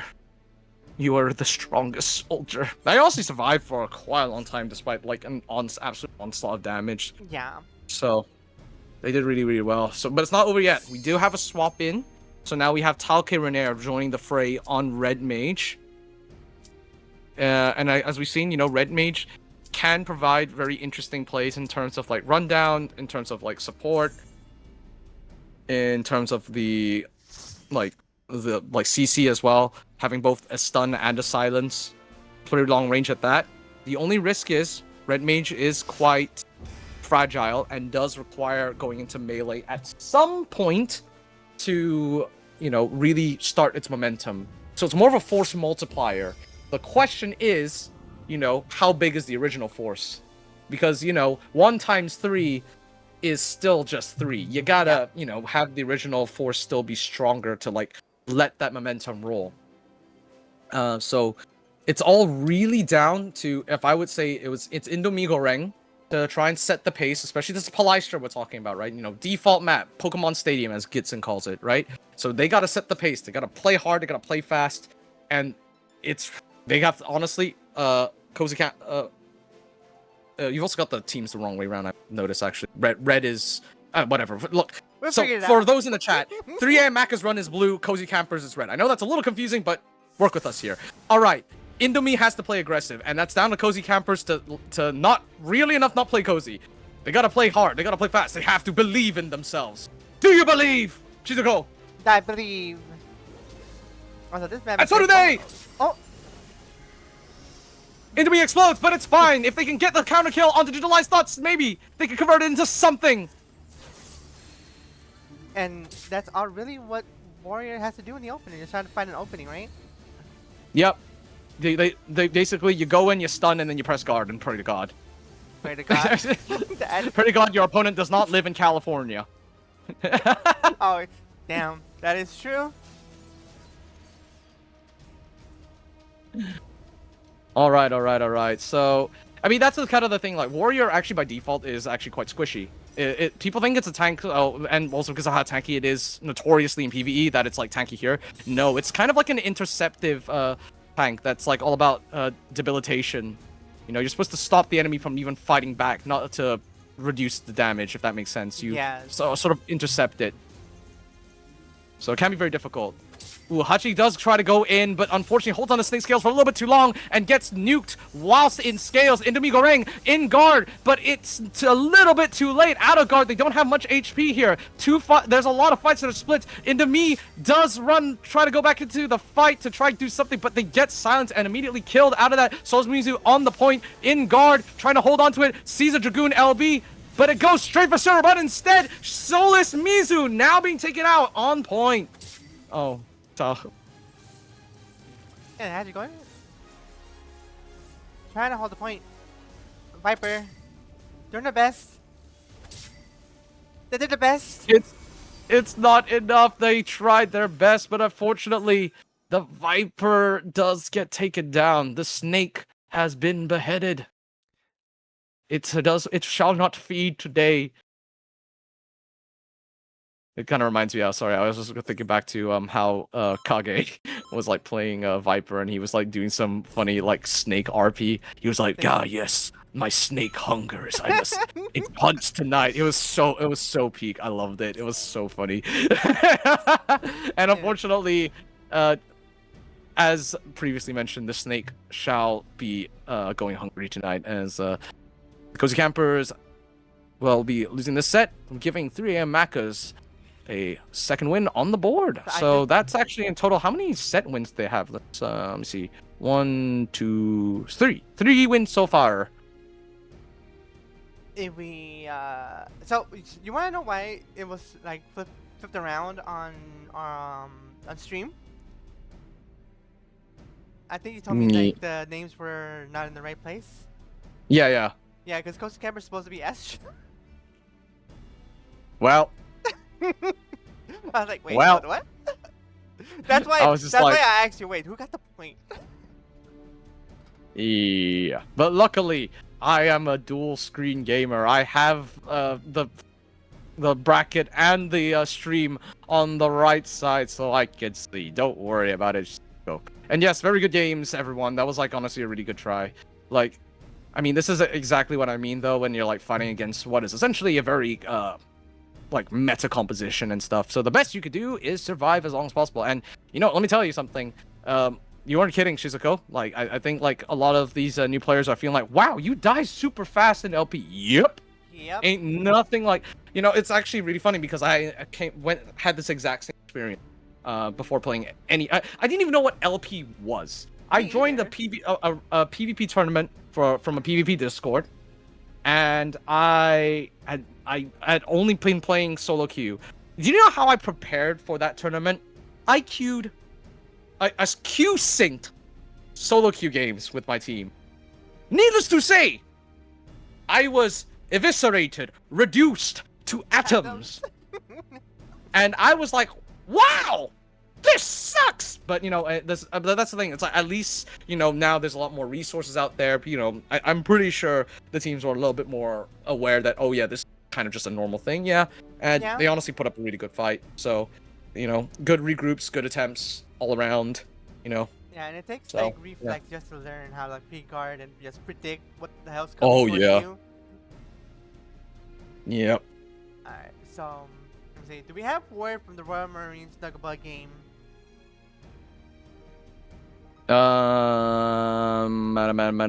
No idea. It seems like okay. So we have 3 Macas versus VHE right now. So they're gonna they're doing that. Wait, Shizuko. Huh? have you put 3 a.m. Macas on every single like stream match?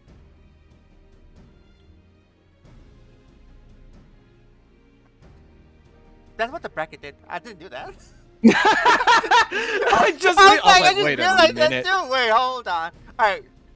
So this is what we're gonna do. I was like, wait a Because minute here. we've seen Royal Marines and 3 a.m. Macas, right? We've seen them fight, right? Yeah, we Yeah. had. That was like literally the very first match. Alright. So we are gonna spectate Snugglebuzz and Cozy Campers. Let's do that. Let's do Yeah, that. yeah, Let's yeah. have the cozy game. We're going Oh. cozy mode right now, okay? Sleepy like time, you know, snuggling up with the cozy campers, you know, in our cozy little camp beds. All right. Yeah. Alright. I feel like should I ask the status or did I miss? I was just looking at it, just like, wait a minute, like 3 a.m. Macas, 3 a.m. Macas, 3 a.m. Macas, 3 a.m. Macas, 3 a.m. Macas. I was like, wait a freaking minute, hold Alright, on, alright, am I tripping here? I am not tripping. Good times, good times. Hello all. Well, good news to all the cozy camper fans in the chat. You get to see your goats once again represent themselves on stream. Oh, if you are a fan, show your love, show your support. I see no post of the score. So, and I think we've been on the caster table for how long? Hour 45. Let me see. So you got 6-7 at 10:24. So you've been on at least for 20 minutes pretty much How do you know this? because of timestamps. I looked at the timestamps. So basically based on that, you cuz I typed the word I responded. So yeah, we've been like give or take, we would say 15 minutes average. Sounds about right. Wait, am I? So we watched Cozy Campers and Macatron, right? Correct, mundo, señorita. Alright, this is what we're gonna do. We are going to take a 3-minute break. You know what? That sounds like a wonderful idea. Everyone stay hydrated. Stay hydrated, everybody. Rest up, stand up, walk around. We'll be right back. There's no commercials, maybe. Who knows? You know what? Probably is. Yeah, you could probably just run them in the meantime so they don't interrupt the action. We'll be right back after these messages. What he said. Be right back.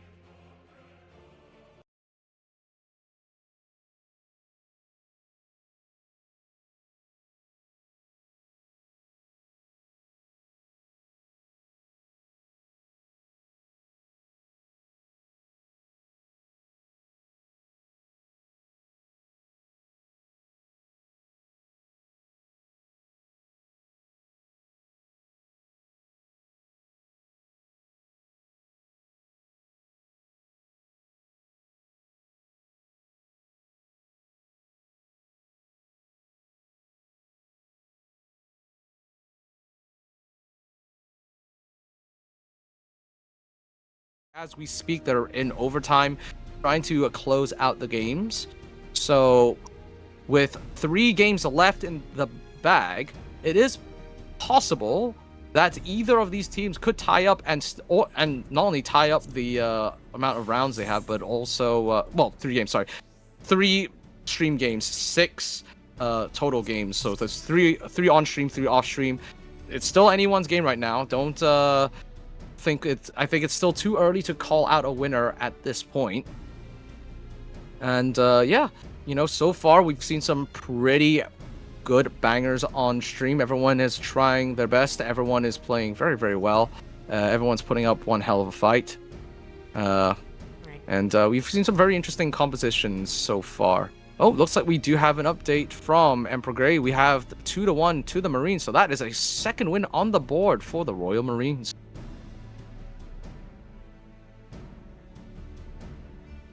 So, Shizuko. How's the tournament been for you so far? Have you been having a good time? I've been having a good time. I've loved seeing all these matches. Like, the fights are insane. Fights are insane. Have you been, enjoying the represent? You know what? Actually, no. I was gonna say you've been enjoying the white mage representation, but really, there's your second love, or maybe is it your first love? Is machinist? My first love is white mage. Second love, machinist. Okay. Third love is samurai. Samurai, right?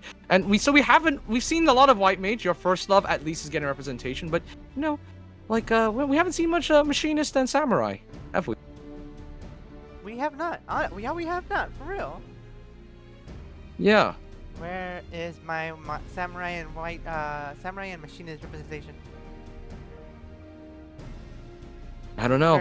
I feel we're not believing in the gun, which, to be fair, you have to admit, right? Machinist does have a pretty nice place where it is right now in terms of his gameplay. I mean, okay, some people might not agree and stuff like that, but if you sleep on the machinist's damage, you do so at your own peril. I mean, that drill, especially these days, is kind of no joke.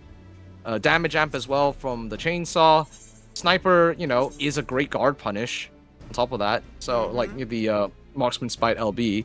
I think there's definitely a place for it if people want to try it out and, make it work. Obviously, it's going to be off meta, for sure. But that's that's not because the job is bad, it's because the current meta is just so overwhelming. And then you have Samurai, which kind of is interesting because, okay, sure, shields and stuff exist, so it makes it kind of difficult to secure an insta-kill. But removing about 90% of someone's HP in a single blow is still scary, right? Yeah, it is. And one thing I love about playing Samurai is, it has a one-hit kill button. That you can punish people. You can punish people from making the mistake of hitting you. And that's the thing, right? That mistake is so scary. Even if you can shield it, whatever, it's still still don't really want to lose all that HP in a single hit. So sometimes I don't know if you've noticed, but there's the sort of thing where it's sometimes better to hold the LB just to threaten people with it rather than to actually, send it sometimes. Yeah. It's just playing mind games with the enemy, basically. Yeah, exactly. That's why people like Doom Balloon, Shao Doom, and Ash as well. Okay, to be fair, I think I've seen Ash throw a bunch of raws on Tetsukens as well. That's not slander, by the way. That is just a genuine option since it goes through guards as well. So it does have an interesting usage in that sense. But yeah, no, Doom has often spoke about holding the LB for the sake of just trying to threaten people with it and make them fear hitting into the cheetah, and so force them to play in a very awkward manner, right? Yeah. Oh, PF is up, by the way. Ooh, let's go. We're gonna be watching which team, Shizuko? Play us in. Cozy Campers versus Snugglebugs. The Snugglebugs. Yay! Oh, so let me actually write these names correctly, or else I'm just gonna get in trouble. Maybe. Yes. You're gonna get in trouble with the Twitch police. Not the Twitch police. Alright, so I guess we have Cozy Campers and Astro, right? Yep, that is correct. Cozy Campers with Train Killer, Hachinaru, Indomie Goreng, and Shiroban. And wait, no, hold on. Wait, scratch that. Cozy Campers, yes, is an Umbra. And then we have Snuggles in the yeah, that's correct. You could even check. Let's check the PF as well. Let me see. Yes. Cozy Campers. Cozy Campers, Oh, wait, no, so I got the reverse. Yeah, it says in the PF itself. Cozy Campers, Astra, Snuggles, Umbra. W, Talke. Thank you, Talke, for Thank you so much. It helped me out a lot. Mi corazón. Wait, no, I can't say that. That's so. Let's scratch that. No. Wait. Alright. I think somebody Talke actually does have a. I think Talke has a partner. Go, man! Please do not kill me, Mr. Renair! My apologies! We need to cut that part of the VOD. Somebody, please, thank you. It's over. Smoke the VOD. Cut the cameras. Cut the cameras. Cut the cameras. Cut the cameras. So, Aeon, you know how I love to play White Mage, right? Do I know how to play White Mage? Did you ask me that? I asked you. You know I love to play White Mage. Oh yeah. I was gonna say, ask me. Do I know how to cast? Hell no, I don't know how to cast. I know how to pull the trigger and swing the sword. That's all I know how to do. But yes, I know how you like White Mage. Why? Alright, so one thing I love to do when I have my LB, I'm a polymorph buff, and when a Reaper has the LB, is just hold it, and when the Reaper LBs, just send my laser to them to stun them. Wait for them to use Purify. Once the Purify is up, just dash in with Seraph Strike and just polymorph them. Polymorph, got you. And that way they activate another Purify and they got no more MP. Yeah, that's the beautiful thing about White Mage. It's such a good shutdown tool. But that was before the change of the MP, not like polymorph taking MP. Now it does like what was it? Extra damage? It's a damage amplification now. So it's like think of it as like the shield's swipe from Paladin and stuff like that, you know. Yeah. So that's one change I have not gotten used to. Because now I have to coordinate my polymorph. Yes and no. Like, the thing is, there's so much outgoing damage these days that, to be fair, as long as people hit the polymorph target with anything, that's damage is damage, you know what I mean? And if we're talking solo queue, now if we're talking LP, sure, but then at that point you're coordinating everything anyway. Yeah. So, I think, you know, overall, not terrible. I think mana burn is a bit of a very it's a strange mechanic, especially in this game. On top of like the purify change, on top of like guard being shorter and not nearly as effective because of so much guard shred and guard cracking. So guard cracking, I've never heard that before. Yeah, because it's like, you know, you slam it and then it cracks like quite literally as well. There's like a little, I think, yeah, there's like should be like a little crease in the guard. Damn, Hachi has a hell of a, like, that is the most Reaper portrait to ever Reaper. Like, nothing like gripping the air and shooting lightning bolts. Well, so, you know, everyone, okay, you know, I'm appreciating that everyone's pulled up with their like, cool, like, glams and their cool portraits. And, I'd like to point out that, we have the Snugglebugs, like, rocking a lot, like, wait, we got, like, 2 ultimate weapons? Snugglebugs? Yeah, they're the mascot, clearly. But yeah, we got like 2 ultimate weapons. So which team has more ultimate weapons? Oh, it looks like, okay, looks like we got more ultimate weapons of Snugglebugs. Now the question is, will they clear? Will they clear this encounter? Isn't this like PvP Extreme? Yes, it is. No, PvP Ultimate with Indomie Goreng as the final boss. Indomie Goreng, my favorite instant noodles. Let's go! I believe in you. Rend them with your delicious MSG. Right now, we're playing footsies, trying to figure out who to attack. Oh, and they've chosen Indomie Goreng. They want to eat the instant noodles, but the instant noodles go into guard. Doesn't matter because Seal goes through guard with the red mage stabs. That's the first kill on the board. Snugglebugs. And now just focusing down on Train Killer, trying to take down the Paladin. And they go down. There are 2 people down. Snugglebugs has the advantage, and they break the 25. Ooh, great situation for them right now. Olivia does get out as well, so that's a nice little bit of security on their end. We have a nice little regroup from Cozy Campers, though. They do have an opportunity. Now, you mentioned, right, Shizuko, the white mage being able to stifle the Reaper LB, and it looks like Hachi is going to try and go in to try and initiate with it. Oh my god! Oh, no way. So you know how you said that was gonna happen? Yeah. We had a cover from Train Killer to stop that exact moment from happening. Oh my! I saw that. Oh my god! The great save. Holy. They do die for it though, but the prophecy has been averted. And now we just try. We have Cozy Campers having the advantage at the moment. Broke down to 50. Yeah.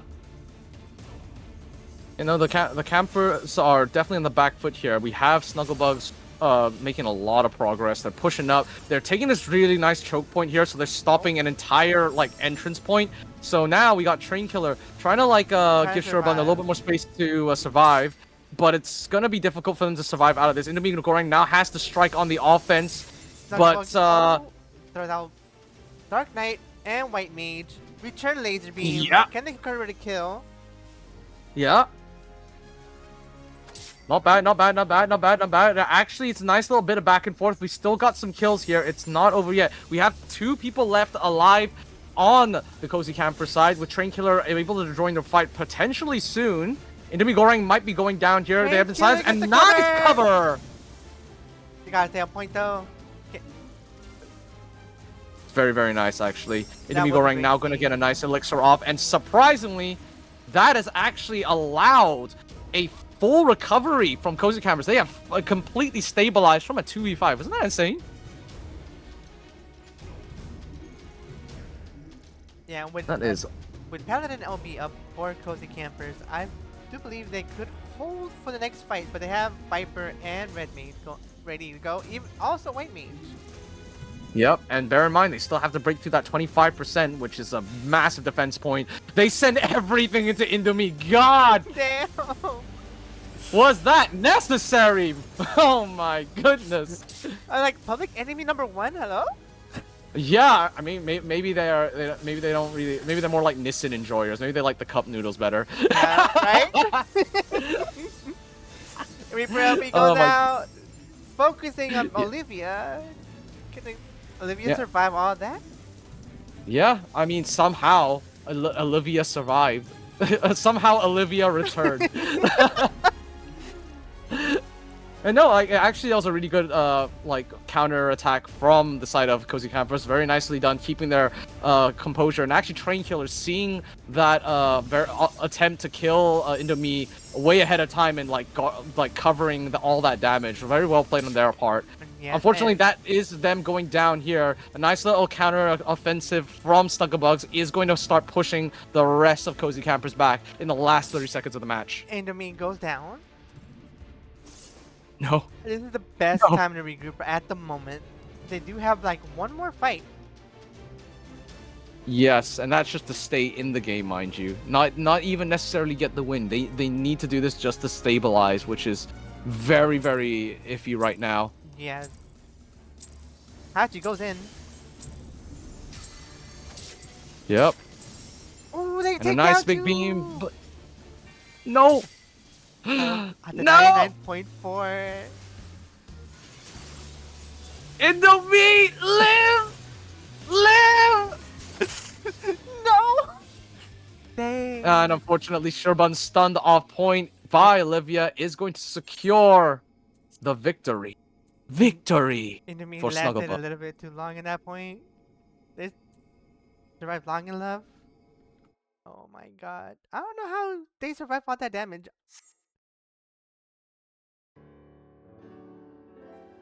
But that was an exciting Yeah. first match.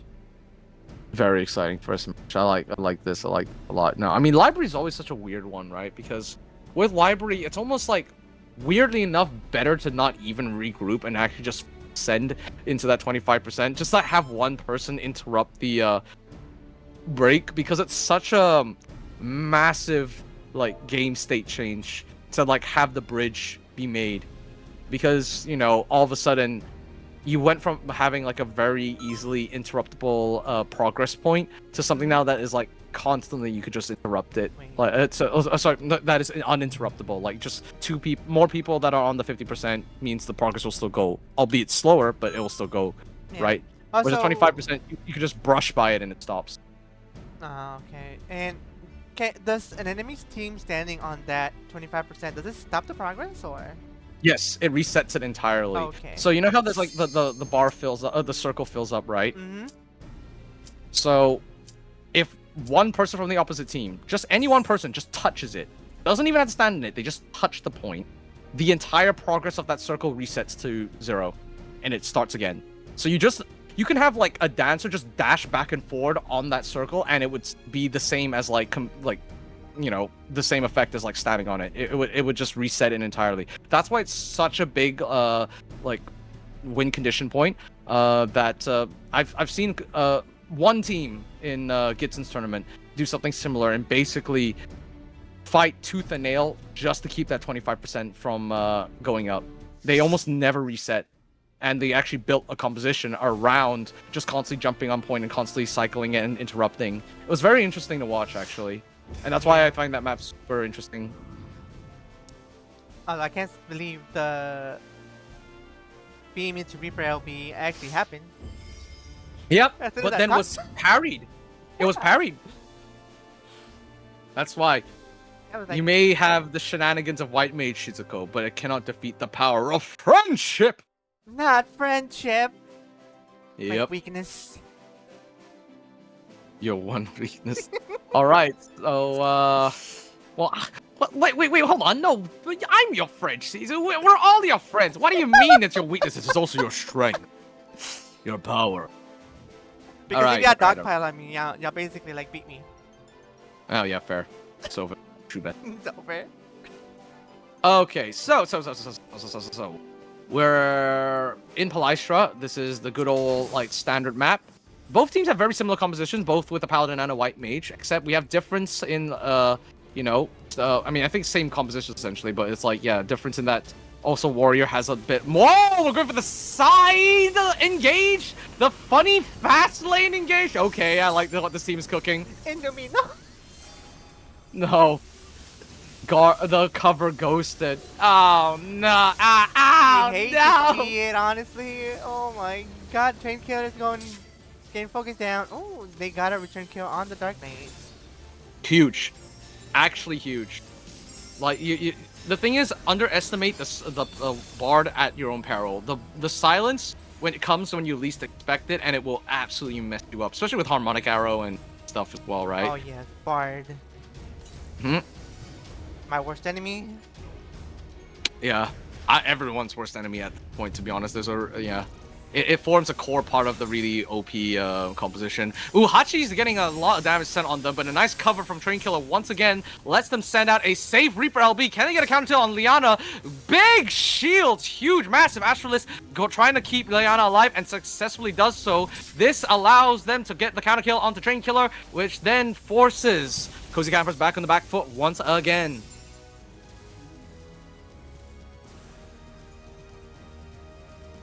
Now we are back here. Looks like they're going to have another regroup. Yeah. Bugabug's giving a lot of space. Yeah, and I like how they didn't chase Shiro all the way. Mhm. Didn't get escaped, not to overextend. Yeah. They don't need to play it too aggressive, right? They already got the 50% touch. So, all they need to do is just stay alive And stay alive they are, and even getting kills on top of that. Indomie does do a scream, though. There is enough people on the field to convert that into a kill. No guards on the table for 2 members of Umbra, Snugglebugs. They both have LBs, though, that completely negate that. And unfortunately, that does mean...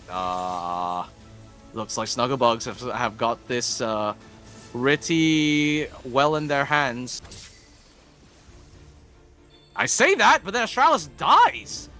An excellent counter kill from Cozy Campers. The quick return just to get the kills. That's perfect. Reaper OP and Paladin OP goes out. Yeah, and look at that. Look at that. And Junebug. A lot of cleave damage coming out, too. My goodness. Yeah, like Junebug surviving out there. Oh, did I just curse them? What? Yeah, it looks like Junebugs wasn't ready for the incoming damage.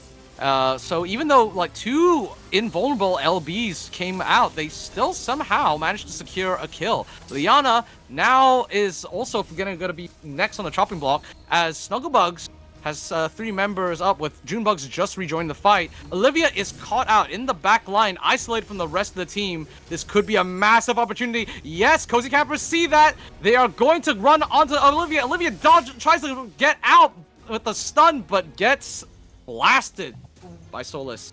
They used the LP to get the kill, although I feel like they should hold it a little bit longer. Yeah, Just for the next team fight. I do agree with that. But on the bright side, now they've created a really weird situation, because now the Snugglebugs have to let the go. There's too many LBs on the field for them to really push that, so they can at least get the 50% touch here. That is correct. And they do. Mhm. Oh my god!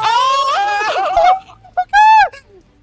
That is an ace. Oh my god. The laser and all that damage is coming in.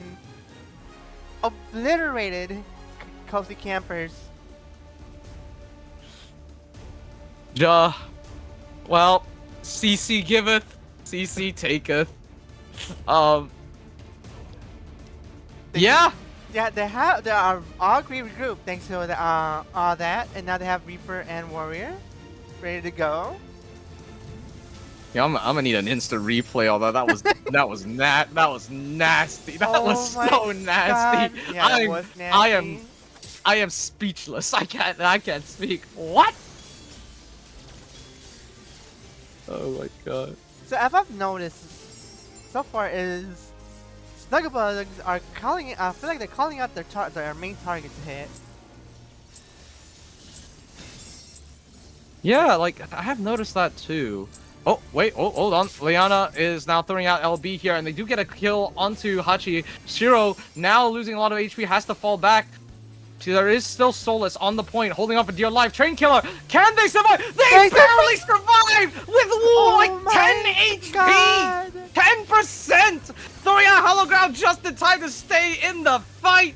They cover one of their teammates, Solus, on the point. They need to leave, but in the meantime, Umbra is taking a lot of cleave damage. Solus finally goes down. Train Killer next on the chopping block. CL piercing through the guard with the with the red mage. The melee combo. Indomie Goreng on the point. Kawanku, you can win! I believe! There's so much going on point. It's impossible to see what's going. Oh, Leah. And Train that Killer. it. Oh my god, they went in there, tried to save it just a little bit longer. But just overwhelming pressure. Snugglebugs won them the day. All right, like wait, hold on. Give me like 2 seconds. I need to peep this. Hold on. I have to see this. What was that? What even caused that? Like literally the damage came all at the same time. It was like a freight train ran into the whole team. What was that? I Hold the believe phone. it was White Mage Laser into like regular damage. There's no shot. One White Mage Laser did that. That's crazy work. That is But actually. I think they were all stacked together though. Oh yeah, but even so. Alright, let me know. Let me know what happened. Okay. Okay, so it happens. I think about like at the Yeah. Okay, so they get like a pushback here. So at the 1 minute mark, They go up here. We were like glazing. Yeah, they're doing great. Red mage So assault as well. yeah. So Shirobun like throws up Bard LB to try and like give everyone that extra LB generation.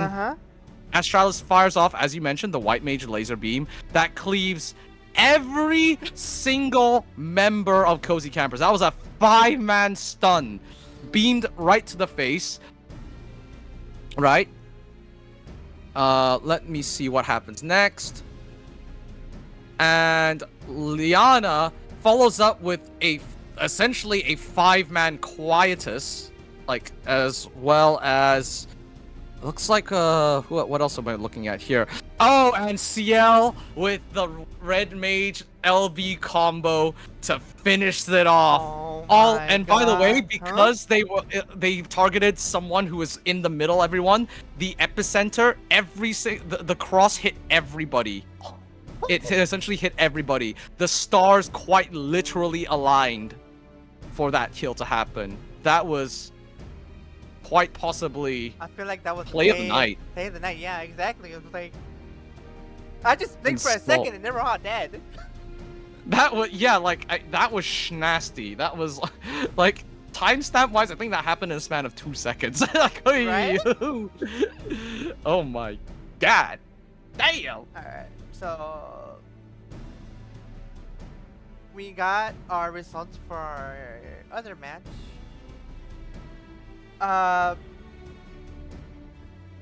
Macas won that 2-0.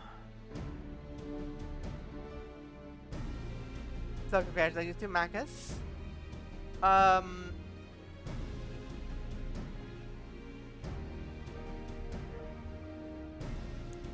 feel like next match we should watch Cozy Campers and Royal Marines. Ooh, actually, that would be interesting because have we seen this match? We've seen 3 AM Macas and Snugglebugs fight it out before. But we haven't seen Cozy Campers versus Royal Marines. They actually did fight off stream. Yeah, they fight off stream. And Royal Marines won against Cozy Campers. So this is the run back. The run back. So let's look back at our round 1 versus our round 4. So I see that Macas actually won the round 1 against Royal Marines, and also Slugbuns won their match against Cozy Campers. Okay. Now, for this round, will it be the same for both teams? For all 4 teams, honestly. We'll see soon enough. We'll see. Alright. But anyways, I know Tranquilor said their team is brand new and they're the first time in an LP, right? Yes, correct. Yes, the first time doing. doing. Great though. Oh yeah, no, for real. Like honestly, I think it was like yeah, I don't know actually. Yeah, I mean, when they first came to us before stream started, they were like, okay, so how does this tournament work? It's like quite literally our first tournament as well. So this is like, a pretty good run considering. Also, in terms of like how they're playing and stuff like that, like it's actually been really fun to watch them. I certainly didn't play this well in my first tournament. Let me tell you. No. I had anxiety and a lot of fucking my first tournament. I was like, oh my god, scared.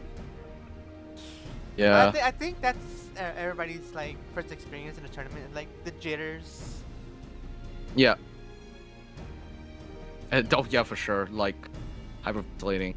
Though I will say my very first tournament for PvP, when I played it, the host left to play Yu-Gi-Oh, so I was that was probably like a pretty guff experience. Yeah. What? Yeah. It was a tournament hosted by a PvP Discord. There was a person in it who was trying to make like a 14 PvP kind of like esports and stuff like that, and then proceeded to just not host his own tournament. Like it was supposed to be on stream, but he was only going to stream the like I think winners final and grand finals, because we checked on the stream and the dude was streaming Yu-Gi-Oh. It was a kind of cursed event. You can ask about it. I think I still have like some clips saved from it because this was before I even joined the stream team, and then like a bunch of people from the PvP community followed me, including Gidson, and he clipped me like kind of like molding about it and stuff like that. It was kind of great because you get to see a younger Aeon who was definitely not used to all the attention that he was receiving at the time. I feel like I remember this story, but like, Oh, yeah. that's so weird. Why would they do that? Because they thought 14 was like the next big thing, and the PvP was so big that they just needed to put minimal effort, and you know, it was gonna work out. Yeah. Of course, quite literally everyone clowned him for it, and then he was just never seen ever again. Basically, the clowning, taunting him just basically is like, I'm not doing it. Yeah, I mean, on the side, on one note, you know, we here at Twitch.tv/Shizuko Sakura do not condone any harassment of any kind whatsoever. I will say though, maybe justified crash out from the community, and justified crash out on the part of the person for not ever wanting to associate with the community ever again. So overall, weird situation, and so thankfully, you aren't playing Yu-Gi-Oh right now, Shizuko. You're playing Final Fantasy XIV Dawn Trail. I thought it was Marvel Rivals. Oh yeah. Armed and dangerous! We are Venom! Just so everybody know, I used to play a lot of Crystalline Conflict and Frontlines, but as soon as Marvel Rivals came out, I was like, oh. To find my new love. Yeah, I get it. You know. Bull. Oh, so we're waiting for so we're waiting on the match against Cozy versus Royal Marines, right? So it's a PF up. We have it up. Oh, you're not here!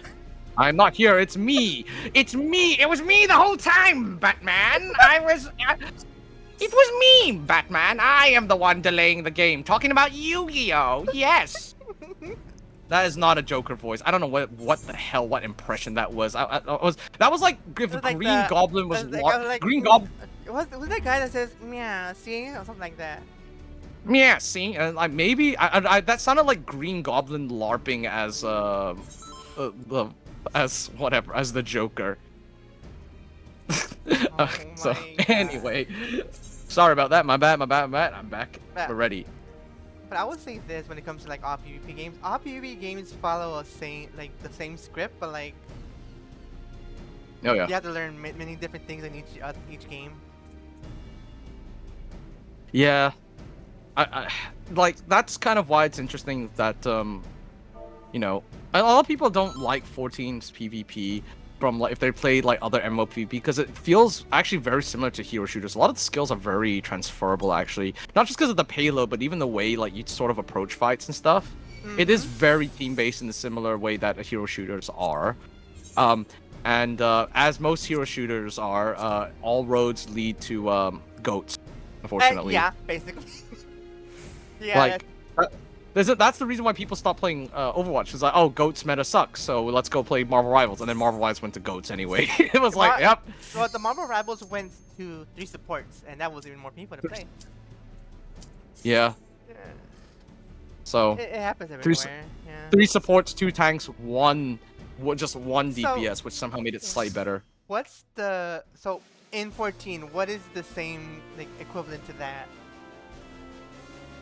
You were kind of looking at it basically with what the was it 3 AM Macos was running, because you have Paladin, right, which Uh-huh. is obviously tanky. Then you have Astro, which has like is the support. Then you have Pictomancer, which is pretty much it's an everything, right, but also support. Bard is a support that hurts like hell. Think of it like playing Gambit, like, you know what I mean? Yeah. So you have like a Gambit, Luna Snow. Well, yeah, Luna Snow. I guess like Shield. You could also swap the Astro out for Scholar. It's just that Astro is easier to pilot, but Scholar's technically better. Mhm.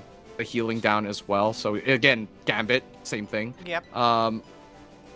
And then you have Picto, which is kind of like the everything job. And then yeah, that's pretty much it. It's like, so it's a lot of very supporty jobs, and then your whole point is just to stay alive and then just like, you know, play really nice and chill, and then just have a lot of space to do stuff. Yeah. Just hope, pray, and push your buttons. Yes, correct. And we're off. Yes. Oh, Train Killer taking a lot of damage here, even just trying to cover anyone. With Soul Survivor on them, they don't have a lot of MP. They are trying to run for their life. They are leaving, and they actually do. Very nicely done. Good escape over there, which does mean the rest of the Royal Marines are going to, like, focus on someone else. They do manage to take down Hachinaru over there. Nice little stun and silence on Indomie and Shirobun from Sachi and Skyanar. Doesn't convert into a kill, but it does convert into a lot of pressure, forcing them back. Train Killer on guard, could be dead here.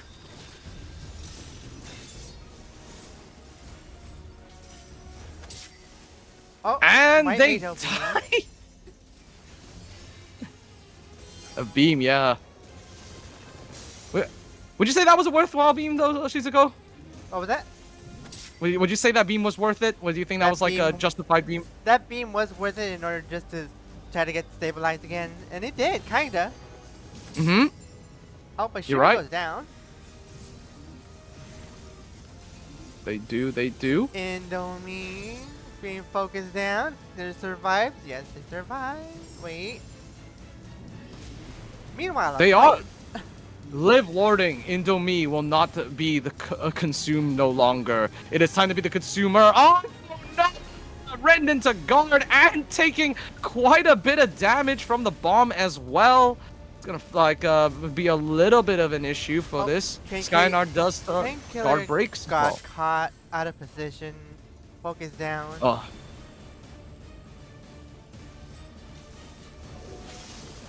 Oh no. Shizuko, do you see how many orbs Royal Marines have collected Oh there? my god. That Dark Knight They one have scares me though. It, Yeah, they collected all the Dragon Balls, baby! Make a wish!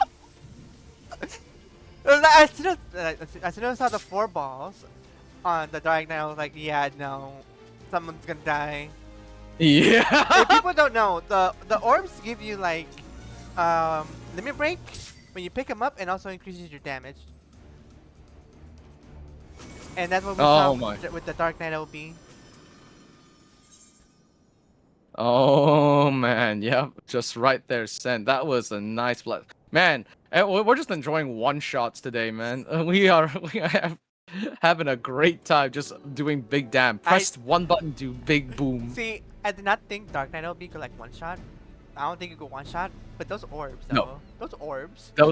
Those orbs, and if Dark Knight does it from full health, you've maxed out the damage of that Dark Knight LB as well. So that was max damage with 4 orbs. Yeah, ooh.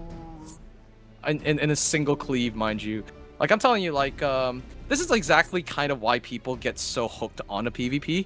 Specifically for this, you rarely in PvE get to that dopamine hit of just like, boom, explosion, right? Mm-hmm.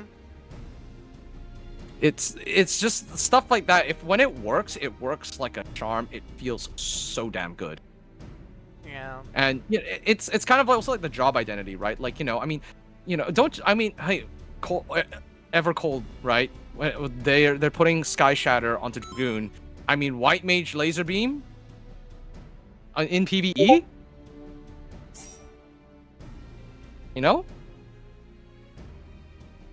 Actually, that's a good question though, Shizu.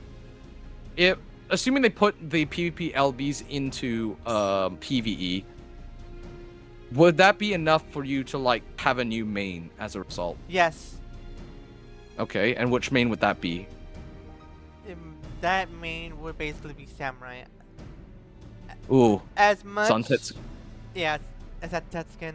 As much as I love, like, the jobs, like the DPS jobs in PvP, I hate them in PvE. I do not know why, but I feel like it's just like the rotations and all that. Mm-hmm. But I feel like with Evercold, the rotations are gonna be much easier. I think the word is like a little bit more like they're smoother, less and more like active. I would say, like the more reactive. Yeah. So that'll be very interesting, right? Like, how do they implement an insta-kill mechanic into PvE where obviously you don't want to break the game? I will say it was like high AoE damage, honestly. Mm-hmm. That's what I think. And maybe like maybe you use it like once per encounter. and it like scale. It's once per encounter, and it scales the lower the boss's HP is at. So you kind of like use it as like a finishing move. Yeah. I would say put it in a 2-minute cooldown though. Like 2-minute cooldown is fine. You want to say 2-minute cooldown? Wait, how long does it take for it to get the LB in CC? I think around the same, but I was gonna say like, you know, would it be as satisfying if it just didn't do a buttload of damage? You know what I mean? So if you do make it like do a lot of damage in one shot, but it's once per fight, so you the only way it like goes off cooldown is if you exit combat, like. But then it's also like, you know, it does like an astronomical amount of damage. I don't know. But then it might be kind of crazy then, right? Because then it would make it like kind of like strong, the yeah. de facto job. Yeah. Also, make it have a bleed. That'd be perfect. Maybe bleed. Yeah, actually, 2-minute with a pretty like nasty bleed might Yep. be at least a cool way to do it. Yeah. No, that would be hype. I would like that. All right. So our next. Make it like Virgil. Fuck it. Yep. Like screw it. Make it like a Virgil's like final attack or whatever, like judgment cut end. Alright, we're going back to the library. Hopefully you brought your books to return back, Aeon. Yeah. Sorry, I left them at home. Oh my god, the late fees. My bad. Think about the late fees. Nah, it's okay. It's okay. No. Yeah, I'll just pay him. You know, I got racks. I got racks? bans. You got banned. Oh my god. Hey. I got bans upon bans. Give me, No, I'm give me some joking. of them. Please, I'm actually very, very poor. Please, please donate money. Please sub. Please give sub. Which reminds me, I everybody- can't pay the late fees. I'm dead. I'm gonna be on the streets. I have. Okay, actually, okay. Pretend for like 1 second. You have to live in one in one of the CC maps. You know, for a month. Which map would you pick? Bayside. Even though I love Palladium. Yeah. That was Bayside. a pretty easy one, right? Bayside. Yeah, actually, that's an easy one. Alright. Why did I even ask? Imagine Hey. someone said volcanic heart, red sand. I want to That'd live be near the insane. sand trap. Alright, we got Enderman in the frog outfit. Let's go. Yes. Return to Frog. And then both teams are playing very safe right now, actually. They're trying to utilize a line of sight, which is very good. So clearly someone has taught them well in that sense. And boom, immediately get a nice 5-man stun. That was actually pretty nice, actually, by was Indomie, actually- which actually stops a lot of the damage. And again, this is what I mean. Landing a nice rend forces them on the back foot. Now they have to play defensive because they just pressed Purify. But no conversion into kills. We got everybody focus down on Hachi. No cover. Oh Oh, my Drain Killer. god! I feel like they were going in for the cover. They did not have guard probably up. Yeah, and also like because they okay. So here's the thing, right? There is like a brief like second where you know you press cover and your guard isn't immediately up, right? And at that exact moment, Skynar landed a very nice rend onto like essentially 3 teammates before the guard went up. So yeah, it accidentally caused them to like get cleaved by that, which is very painful because you're essentially taking both your damage and the teammate you're covering damage as well. Yeah, that's double the damage coming in towards you. Oh, Oh my god. Sorry, did you see that, Shizu? I The saw yank that. into the white mage beam is kind of crazy work, that no? was kinda crazy. Oh, that was fun to see though. Oh my god, we got Kill this Cozy person in campers. particular. yeah. They must die. Train killer goes down. Wait, Enderman probably go next. Oh no, we got Hachi down. Enderman goes down next. Solus Mizu, the lone survivor, holding the point, gets silence and then kill with the classic harmonic arrow, with Sachi Rin closing out the game by wise manning the point.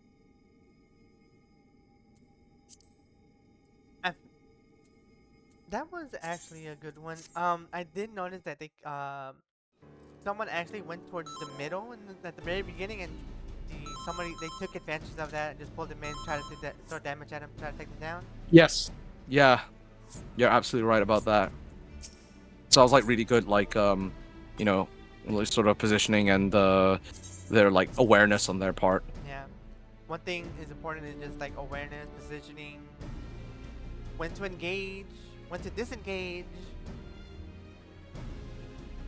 I think as well as like you saw how like the I forgot who, but someone got yanked in by the Bloda and then immediately white mage beam. That I think was- in most scenarios, yeah, in most scenarios that would kill someone, right? But if your team is prepared for it, if you tell your team, hey, I'm going in, I'm gonna try bait all of this, so please give me like a shield and stuff like that, because they're definitely going to send on me. If you're prepared for that, then actually you can survive quite a bit of damage. Granted, yes, it does require a lot of work on your end, maybe even like pre-guarding, obviously.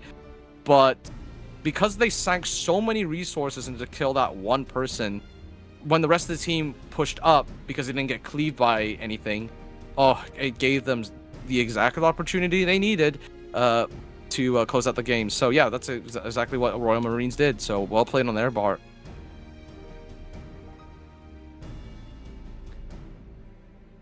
Good games. Appreciate you all in the chat. We see you. I'm reading you. Don't worry. I see you. Thank you very much. I hope you're all having fun. Yeah, hopefully. This is what PvP is all about. Yeah, we're all here to have fun and we're learning. We're all learning. We're all new. Hopefully your experience here will teach us some new things to take with y'all. Listen, what you're here for is hype and aura. As long as you got hype and aura, that's all you need to do. And rest assured, these matches have been just that, plenty of that. They've been very, very fun to watch, very, very fun to commentate. Everyone's getting hype. That's all that matters. You put on a good show. And that, and the loser has to pay 5 million. I'm joking. Oh my god, Aeon, they're gonna believe that soon. So we're waiting on the results on 3 AM Mechas versus Snugglebuzz. Okay. Unless I saw it and I missed it. Hold on. I have not. No. So it is not. Yes. So it's not quite ready yet. Okay. So hey, maybe they're having like a banger. It's currently 1-1. They're now like on the ropes. If we look at the round 2 game, Snugglebuzz went 0-2 against Mechas. Mechas got the win on that one. Yeah. The soul of Jay Vermillion lives in them. And I feel it too. I feel Jay's aura just coming out of their team. He split his soul into 5, gave each member a piece. Oh my god! Anonymous, Dear- thank you for the gifted subs. Lord, Much yes, love. that is amazing. Thank you. Lord Anon, or sorry, Liege Anon. Go gender neutral here. Liege Anon, I thank thee for thy kind offering. May you live in prosperity and never go bald. Said never go bald. Yes. Have you not heard of that? People go like, "Oh my God, you're so great. I love you. Please never go bald." That's like a I've common heard that saying. before. Yeah, Oh my god. exactly. Anonymous, again, thank you very much for the 10 gifted subs. Hype train level 3. Oh. Insane. Hopefully you're having a good day, Anonymous. Thank you again. Enjoy the show. Yes. This is a free show, by the way. This is a free show, and they chose to donate out of their kind hearts. Very nice of them. And yes, you're both wonderful commentators. Thank you very much. We're trying our best here. Yeah, we are. Our little stream team that still supports Final Fantasy XIV PvP, because as much as we rag on it and joke about like its shortcomings, it is a game mode that holds a very special place in our hearts. And I think it's like we talk about it in this way because we have so much passion. We understand it. We have such a deep understanding, right? It's not because we hate it. If we didn't like it, then we wouldn't be hosting this. Yeah. And that's the main thing. And I'm hoping everyone else can sort of like, both spectators and players can see why we like it too, like everyone's trying this out, they're putting themselves out there, they're playing 100%, I respect it. I think it'd be very awkward if we were like commentating and then suddenly one person was doing the rank thing, sitting in spawn, spamming good job type cheat. But Like- as much as I love playing Rivals at the moment, I do love coming back to Fortune and playing some Frontlines and Crystalline Conflict once in a while. Oh yeah. I do miss it. When I miss it, I just come back. Yeah. Like honestly, It's kind of like a guilty pleasure, right? yeah, it is. Like Frontline games, even though they're like sometimes they're like painful because it's just like Yes. one-sided, you can still have your own fun by just doing shenanigans. Oh yeah. It's funny. Play with Yeah. Gidson. He's always down with the I've shenanigans. seen the shenanigans gets into. Like what the hell? Yeah, I'm telling you. During Christmas, ask him about Snowman Strat. He'll definitely do it with you. He'll be like, yeah, let's go. Oh, he would totally go be down for that. Yeah. But yeah, and then don't forget the Unsung Hero Rival Wings, which I do hope will be getting some revival in, no pun intended, in Evercold, because with Evercold they're trying to move away from the roulette system into just a general battle pass system. So just doing anything in the game fills up your dailies and weeklies, which I think I'm sorry, it's a weekly system. So yeah, doing anything fills up your weeklies, which I think is a Yeah. good thing. Uh, It means that like the queues will be like split a lot more equally between just all types of content. yeah. Oh yeah. I forgot. Next expansion, we can just queue up with anyone in any data center. Yes, correct. No, actually, isn't it It starts this at, like, expansion? Yeah, this expansion, like 5.5. I think they're rolling it out in JP first. Correct. Yes. So JP gets the fun first, Uh-huh. and but they're also our beta testers. So it'll be very funny if they like try to queue in with someone and then they just fall through the ground. That would be Wait, Aeon. peak cinema. You remember the It was test, the public test server that we had? Yeah, the cloud servers. server? Yes. Yeah. What was that for? So they were trying to test out technology to try and like essentially create like another way to like handle server loads. So especially like in expansion launches, right, where everyone just is like logging in. I think cloud servers currently, as they stand, and by the way, my source is I made it up. Essentially, it's meant to just use that to offset like heavy player population by like instancing them into like cloud servers instead of putting them on the main server. I think that's a theory, because as it stands so far, there's no one dedicated server as the cloud server, or the cloud data center. So I assume they did that test simply to test out tech to like try and offset overpopulation. Yeah. That's my theory. I think I accidentally closed out the party finder. Anyways, I thought it was just like for us, like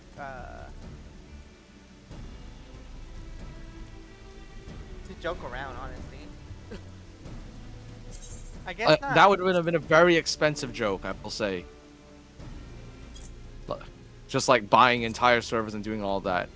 But maybe it's something maybe they also put it on the back burner. Maybe it's like a low prio right now because, seemingly they're doing like a pretty big revamp for Evercold. Like they're trying to evolve 14 into like its sort of like next stage like move it as well. and probably just like move it towards the new age. Like I think Yeah. everything is like still like 2010, 2011 coded. I think. Yes. I mean, because, okay, I'm gonna, like, there is, like, discussion, right, about the fact that MMOs are dying, right? And if there's a debate, are they dying truly or not? And to sort of, like, make a long answer short, they aren't dying so much as that they just have stagnated. And people have different expectations now with how games are. So it's just a matter of, because people still crave the online experience. That's why games like Roblox and like Fortnite still do well. It's because people still want to have those online communities. So it's not like the desire to play with a large amount of people is no longer there. It's just that the gameplay is just more modern there. So, and the expectations are different. So you just need to like tweak things a bit. And also obviously with those games being free to play, they're easier to access, right? 14 is still locked behind a subscription model, so it makes it less accessible to younger people, who don't have like credit cards or like debit cards. Sure. Yeah. I honestly think they should like have a child subscription, a children's subscription, with limited stuff on it though. Mm. Well, yeah, that's kind of the problem. Okay, so the other thing, you know how like the free trial's like supposed to be, you know, we have a really amazing free trial, right? Why don't Yeah, we we do. play that? And the answer is because also the free trial is very restrictive because they are sort of worried about bots flooding the game with free accounts, doing like everything and invading. So that's also another reason. I mean, they probably already do.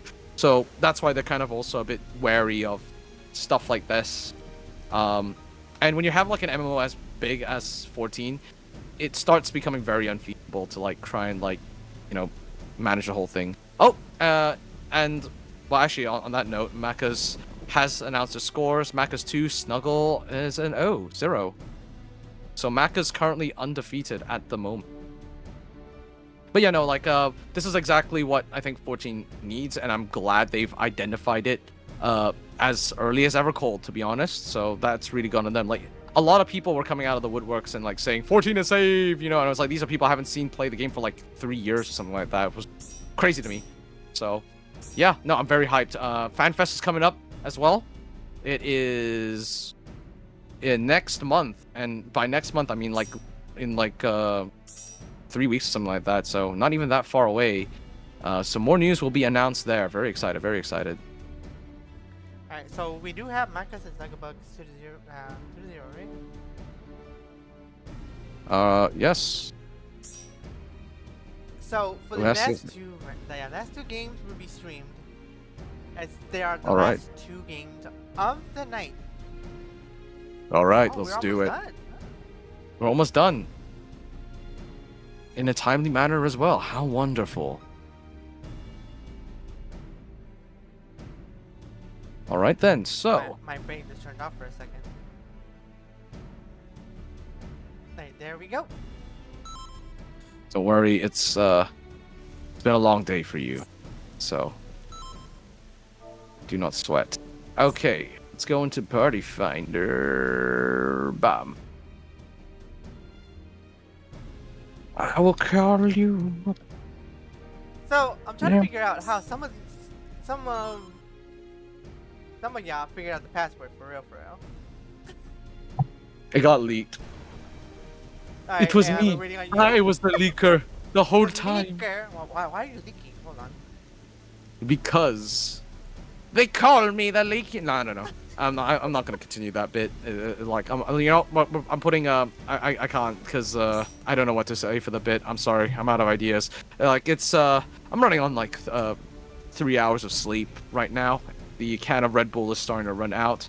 So I think I'm gonna sustain my energy, keep my creativity for the last 2 matches, which promises to be a good one because it is going to be our wonderful 3 a.m. Macca's run against the Cozy Campers.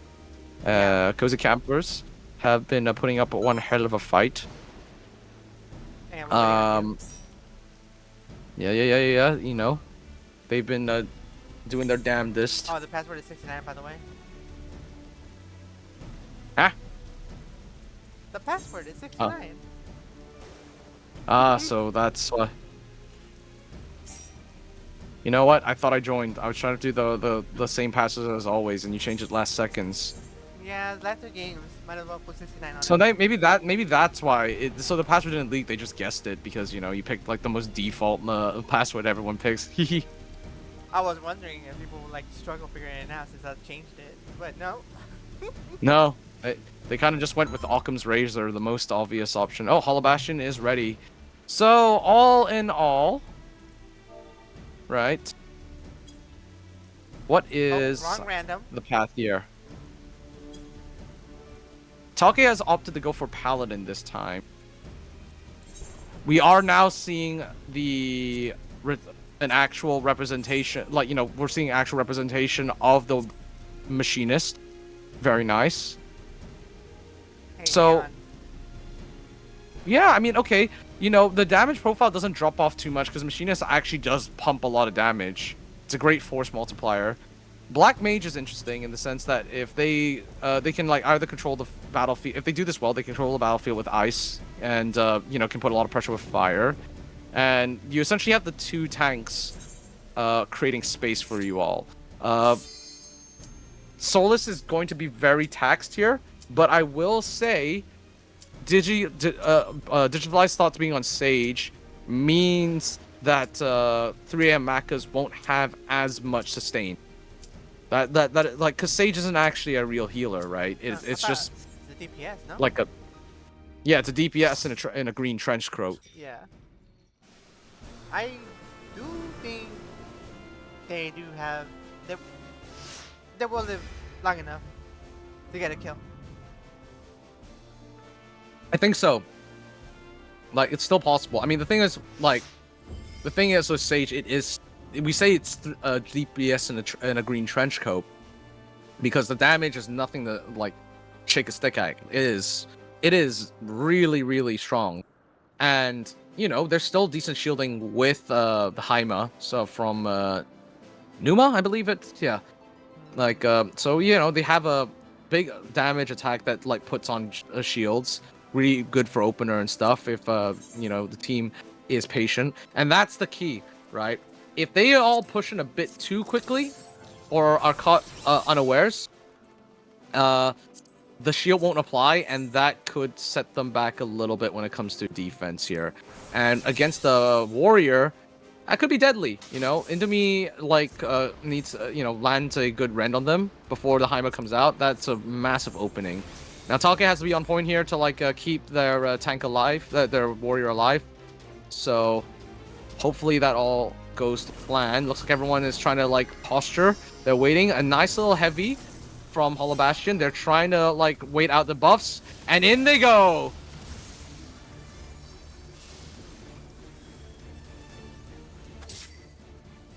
And down goes Talke. They first go for the Paladin. I mean, it's a good option here because now the Warriors open season, right? Yeah. They're trying to go and funnel back, but they're doing so in the same hallway, which is not good. That's a lot of cleave. And nice little choke point too. Just throw all that damage in there, just to get they all get hit by it too. Yep, it's a very deadly situation. But they like at the very least, we do have Hachi escaping just in time, so they can regroup here. They have another opportunity to fight. It doesn't look like that Machas is going to return fire. Also, I would like to point out, Shizu, you might want to swap your screens back into the main game. I noticed. And as well as that, Hollow Bastion can open up an opportunity. The problem is Hollow Bastion can open up an opportunity for kill. Solus needs to land a really nice beam here. They're being very careful of the monk. And Train Killer gets sniped. So Hachi sends out Machinist LB, and Shiba blocks it with a guard. Insane. Very nicely done. Love to see it from new players. Whoa, dear. Wow, that's a lot. Whoa! Okay, what a nice double kill. Talke tries to get back a point to try and hold the line. Hachi, fighting for dear life, actually does manage to stave off some of the damage. Is forced to get on the point with Train making it just in time. Unfortunately, a knockback for Wynn's reply sends him off point and gets them killed. It's securing first point for 3am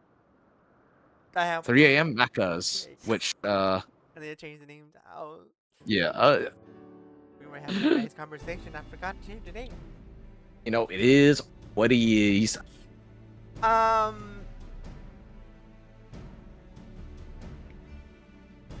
on, I just realized something. What to do? This whole night, we have not had Volcanic Heart. Not Volcanic Heart, Clown Town. Clockwork Castletown? Yeah, that's true. The dice is loaded. And it was me. I loaded the dice. If a team would like to run,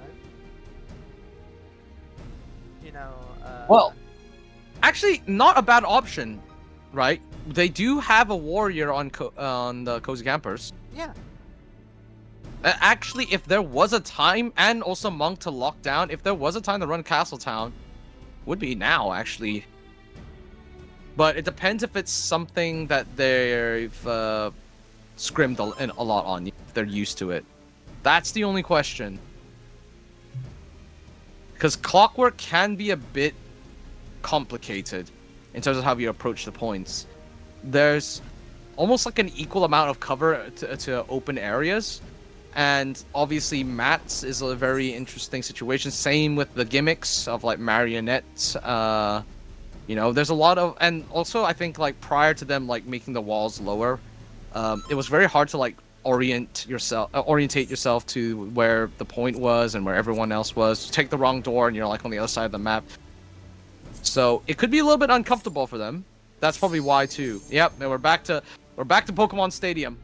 Pokemon Stadium. Last. My favorite map. Hey man, They can fight me for it. Best map in the game. I mean, it's a lot of favorite maps for a lot of people. Sis, it is what it is. It's no frills, no gimmicks. It's just straight hands. This is exactly what this map is all about. It is Crystalline Conflict in its purest distilled form. I think somebody asked me if I like Bayside Battleground because it has no gimmicks. I was like, nope, I don't like it. Well, the gimmick of Bayside is its layout. Yeah, That's the thing. The way it's like designed is in itself a gimmick. It's even though it has like no active gimmick. Yeah, the map layout is just so annoying to me. It's so small too. It feels like so small, like it's small. Well, yeah, because it's faster to get into middle than it is to get to your own 50% point as a defending team. Like that's a very strange concept in itself, right? So that's kind of and like how close you can get to said 50% point can really differ. It almost feels like unreasonable. But not in this map. This map is right here, just like complete equal. We have a lot of aggression from 3M because they're very confident here, which actually means that Holobastion takes the first hit in the face. Big cleave though, incoming into the Cozy Campers, into Goreng. Once again, the first target now that there's no Paladin on the field, and they get taken out of guard. Now we're going in just to try to get a play out, but they just got focused down so quick. Yep. Actually, now we're now being the focus of Zeppon this hole! Right into the guard though, does block quite a bit of damage, but a massive not Dokumori, I can't remember the flame. The flame attack basically does get a big cleave. Gokamekyaku! There we go. Train killer. Spying it. Getting focused down. They go down quickly. Hachi's probably going down next. Yep. Solus does have an opportunity to maybe try and get a counter kill here, but there's a little bit of hesitation here. We're a little bit unsure because there is a lot of overwhelming pressure coming from 3AM Machas. I will say they have been throughout this entire tournament, have been very, very confident in their plays. They've been being very forward with their movement. Very affirmative with their actions. But we do have a White Mage Monk limit break here. Nothing to really counter that. So the ball is currently in Cozy Camper's spot. An early guard Take does go and use LB out of that, but a cover from Kane saves a life. And now begins Seiton Tenku. 1, 2. Can we get a 3? 3! 3. Oh. Can we get a 4? 4? Can we get a 4? 4! How about 4 link. Well, okay, it was like 3 links and then an actual normal kill. Oh my god! Wait! It was a 5! 5! Just in time to finish the game. Seiton Tenku. I've seen enough. Nerve Scholar.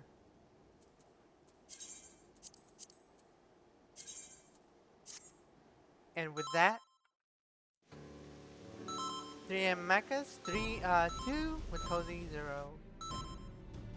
Honestly, I think Cozy Campers did a great job tonight. Really good They did job. great. Yeah, they did great. It's a lot it's a lot of overwhelming pressure being just thrown onto you basically. Yeah. And it is like, you know, that's the thing, right? When you are facing with that much, like, you know, aggression and stuff like that, it can be very difficult to like try and orient yourself and stuff like that. But you know, there were like, I still saw like the fundamentals of like, you know, how you're supposed to play LP, right? You know, like Talke throwing out Monk LB, White Mage Green coming out, very nice. You know, I think we did get actually a bit of like damage as well, like counter kills here and there, especially throughout the night. You know, that even being able to secure a counter kill like when you have one person less in this game is such an like, I wouldn't say, okay, it's not the most uphill battle, but it's one of the, it's very difficult, right? Because you're losing someone, you already have to take stock of who's still alive, what damage you have, and then send it. You know, again, new players, first tournament, basically, not easy. Honestly, it is not easy, and then the fact that they're pulling it off, even like semi-consistently, is a feat in itself. So well done. Very nice try. Very nice. Yes. So look at the results at the moment. The final match. Wait, where are they though?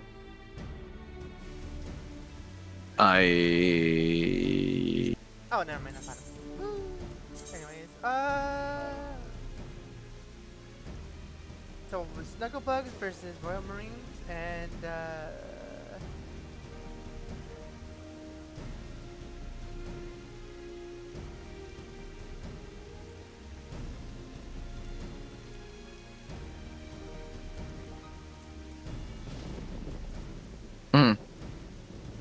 I think I got it right. Yeah, let's go. All right, PM's up.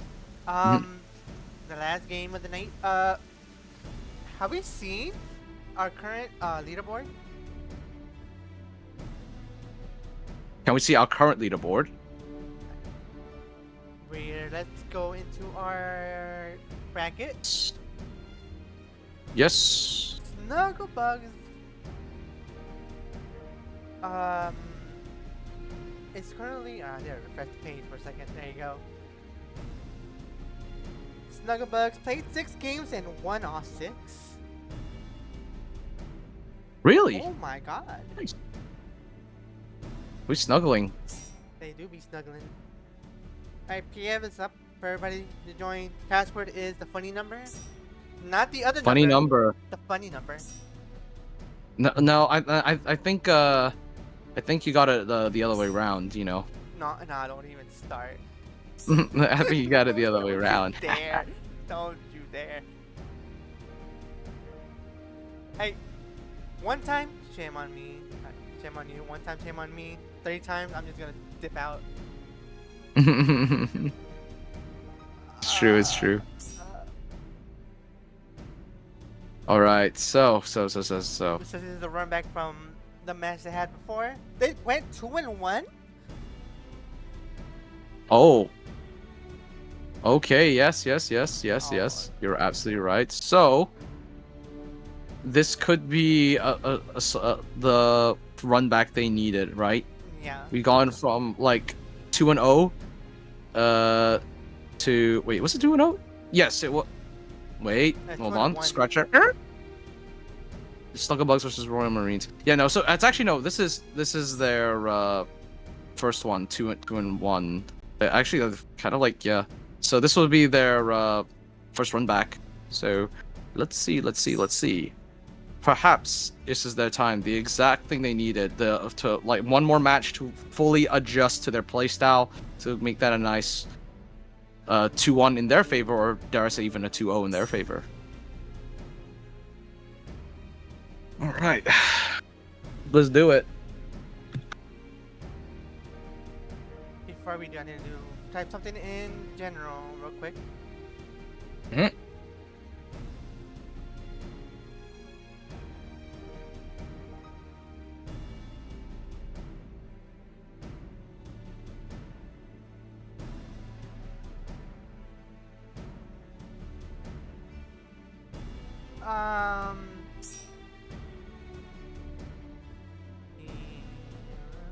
Alright, I did that. Everybody, are you in here? That's the true question.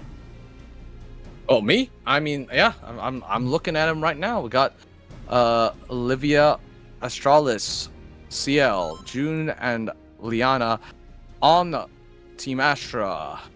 And Team Umbra, we've got Emperor Grey, Magalu, Sachi, and Pikachu so far, with Skynar making their triumphant entrance at the very last second, and there we go.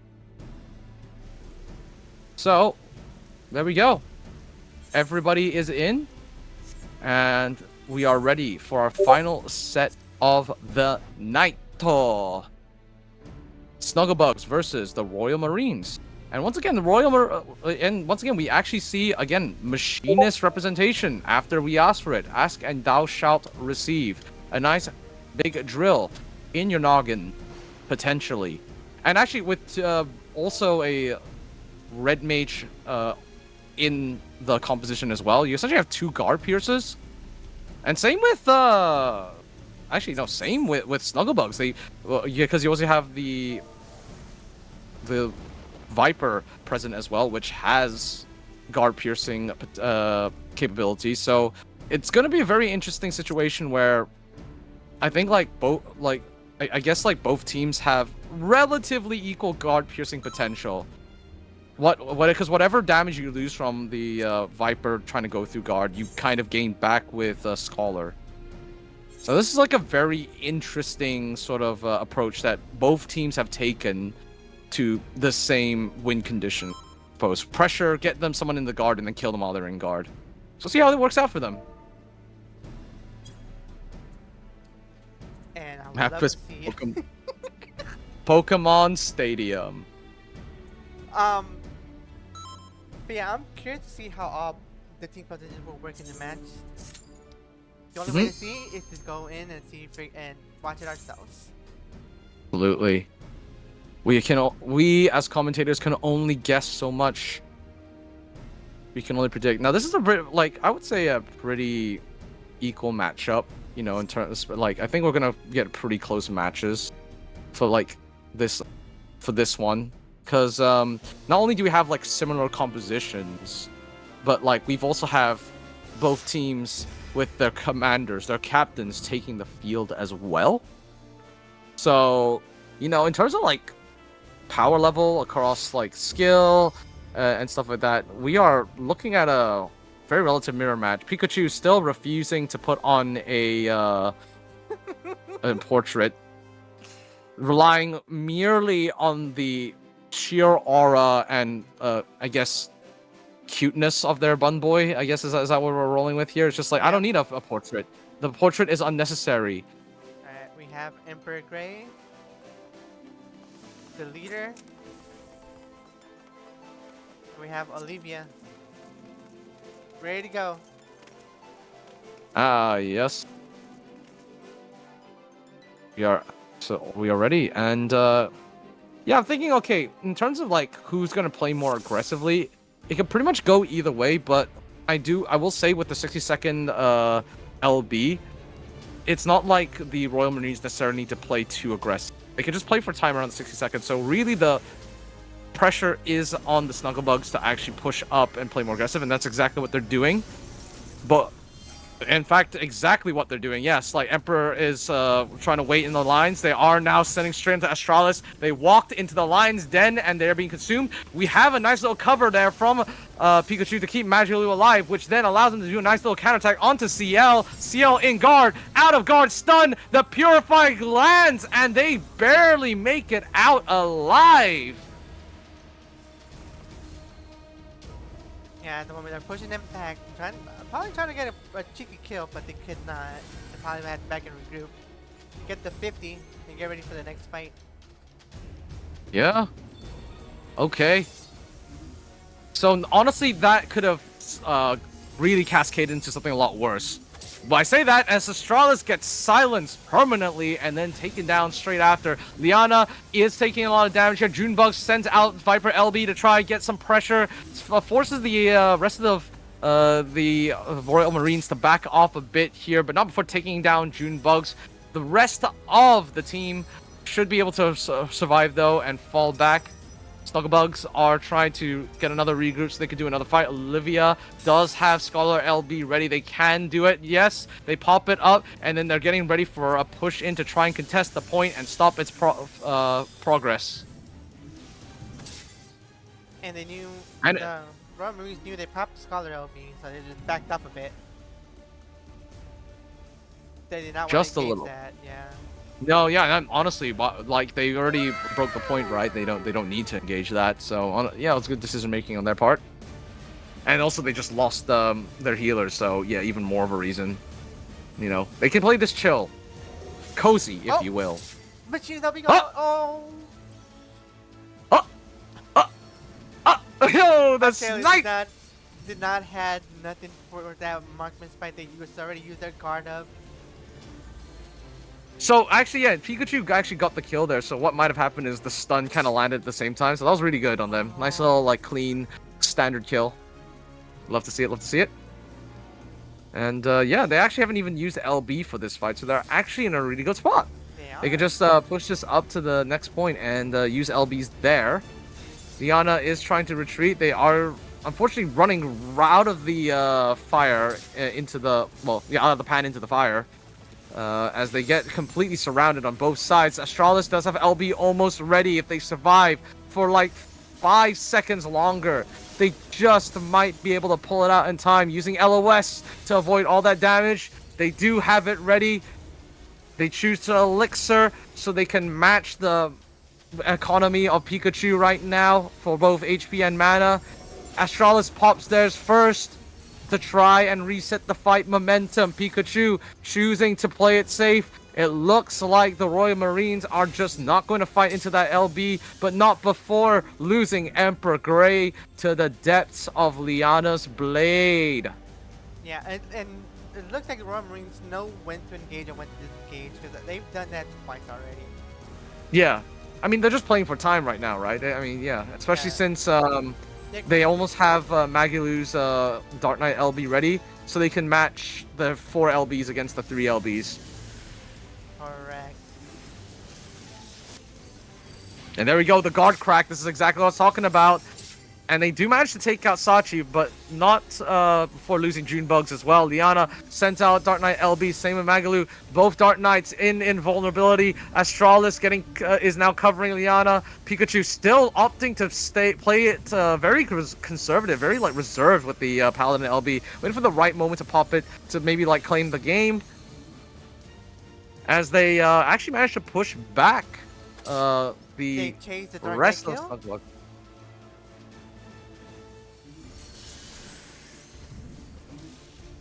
And here we go. We are now sending on to actually no, we're sending on to Pikachu right now. Trying to force that Paladin LB out.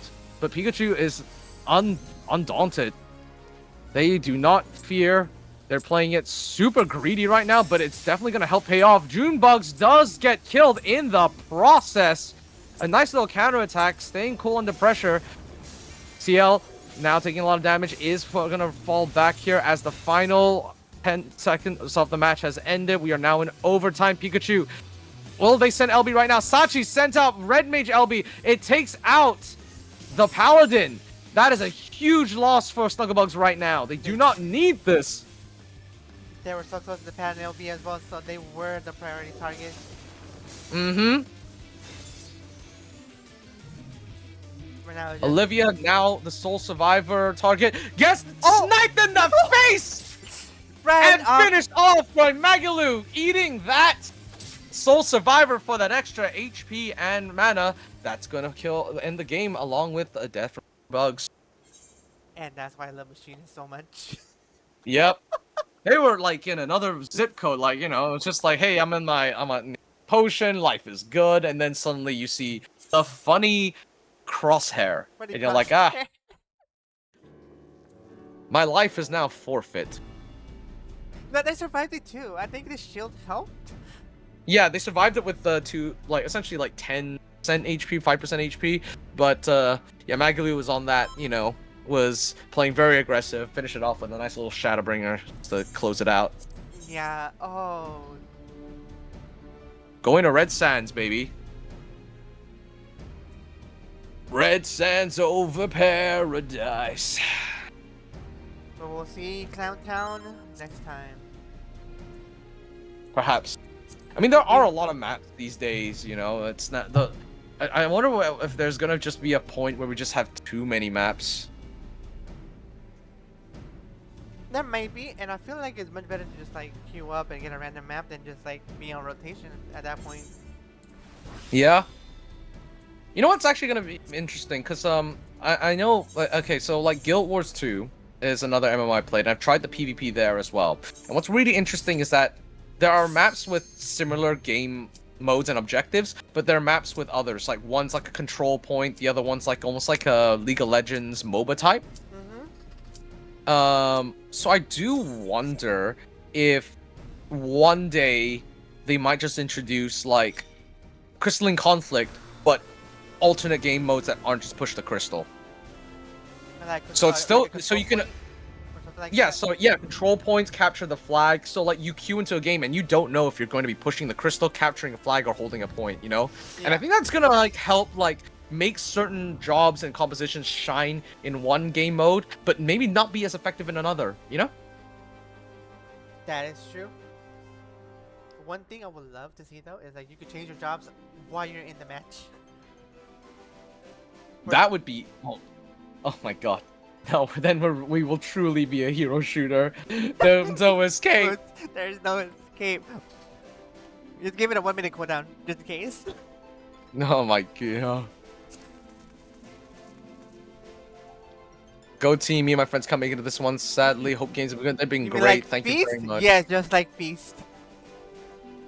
You mean like Feast? Yes. Bring back Feast. Bring back Feast. You're not actually allowed to mention that on CCRC. Like, Brian has been explicitly warned on several occasions, do not mention the F word on stage or we will blast you from orbit. Wait, how many F words are there? Just the one, that ends with, the like, East. East? Okay, got it. Alright. So, it looks like Royal Marines are actually trying to get them back in the choke. We've seen this before, they've done it before. Oh, and it's the same strat. They really like doing the strat of like, you know, waiting for the enemy team to push up and then just sort of like capitalizing in that choke point. They honestly love it. Yeah, as soon as they go into that choke, they can just throw in a lot of damage and they will get a kill. Yeah. Now the question is, can they convert this into a proper advantage? That's pretty good so far. They managed to secure like essentially 2 kills right off the bat. Mm-hmm. It was good on Snugglebug to actually fall back as quickly as that. CL gets caught out though in the Oasis. Very nice escape using the dash to go and actually get onto the point. How a are nice they still cover alive? from yeah, like it was crazy. They lived that. Astralis actually gets a nice cover off as well. But manages to escape. That actually could have been a really bad situation. CL absolutely clutched that. They locked in. Wait. Speaking about clutch, it's our favorite boy, the Cactus, the 6th team member. Oh, instant jump on Emperor Grey. Oh my god. Mm. And like that, they go down like dominoes. Oh. Can Royal Marines capitalize on the 2 low health targets though on Snugglebug? No? Yeah, no, I think what ended up happening was like Snugglebug just kind of like timed their offense as soon as Cactus ended, and Royal Marines were just not ready for it. Yeah. Because like they all walked into the speed lane to try and avoid the Cactus, but then as soon as they left, right, there's only one direction, it's forward. So they all got clustered there, and yeah, they suffered for it. And now we're back into this choke point. They love playing here.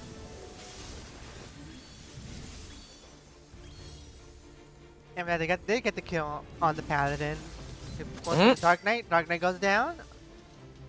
Yep. Both Dark Knights. I think at this point it is a time to like figure out when to retreat. Olivia goes down. Yep.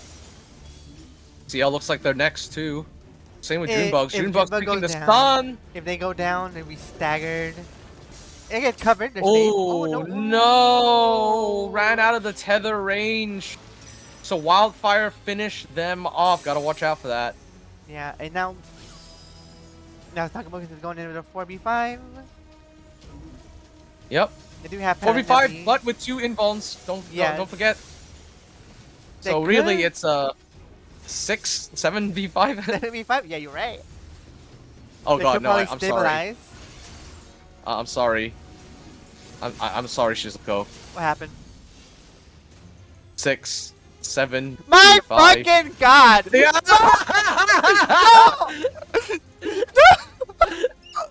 And you were like, yep. You hit me with a yep. Yepers. Alright, Yep. we're ending stream. Bye, everybody. Hold on. Fuck. Hell. 3 for 3, baby. Alright. Somebody better not, like, clip those all together. That'd be fucking insane. Alright, Olivia throws up LB right here to push this final point. They can still break. They have a minute left on the clock. If they manage to push this point. No, June Bugs gets taken out. Incredible damage. We have a Soul Survivor onto Astralis as well. They're trying to run for their lives, and they barely make it out. But that meant that Olivia was isolated in the front. Same with CL. Just too much overwhelming pressure. I'm telling you, like, if Machinist is allowed to cook, they have the overwhelming damage to just force that advantage. Yeah, and with the 2 tanks holding the front line, letting them cook, it's exactly what they needed. Sachi does have Red Mage LB as well. Probably looking to try finish off a nice kill somewhere out there, maybe like a cleave onto Olivia. We have the Assaulted Earth out. And they do manage to clear a kill onto the Viper again. And when they do, Royal Marines do have perfect target priority. They know what resources they have, they don't have. Choosing our targets are easy to kill. Yes. And Olivia forced to just hop on the point. Looks like they're going to try die, but unfortunately Liana's still sitting on the point there. Is going to take a lot of cleave damage, and both Liana and Olivia going down at the same time. Astralis in guard, try to stay alive. June Bugs throws out LB and Snake Scales trying to get a cleave. Can we get a bit of damage? Yes, we do. We still have one more Snake Scales, but a Polymorph stifles it. Buff Polymorph, by the way. Buff Polymorph, by the way. And maybe it might not be enough. I mean, CL actually survived long enough for 2 members of Snugglebugs to make it back onto the point. Liana is gonna take a marksman spike! 2 seconds off LB! No! Oh no, they were so close to the Dark Knight LB. They could have just held it a little longer. Oh, Can they no. hold for Australians to come back though? They're so close to Not coming in LB. quite. Not quite. no. CL has to dash onto point. They make it on time. Great target selection. Using that dash Can they in the survive? stab. Dark Knight coming in. Can they come in? No. Liana gets in. Barely makes it. The ping survives. Please use it. Oh no! God, polymorph before LB, and that is it. Oh, they had the LB up and ready to go. Oh, the polymorph just. Oh. Polymorph gaming. Buff polymorph, by the way. I do like them using. I do want to say like using Core as a Go as a way to like dash in for movement has been really cool to watch from CL's sort of like performance. Actually, that was really cool. They managed to get in and out of like a lot of very bad situations and like clutch up a few moments. So shout out to CL. That was really cool to watch. Yeah. Oh, I thought they were gonna be dead though. Yeah. See, even Magalu was saying, our Red Mage dash surprise, we didn't think you got it. No, yeah, honestly, well, I'm like, my bad. I was unaware of your game, player. We were unaware of your game. Yeah, we see you. We see you.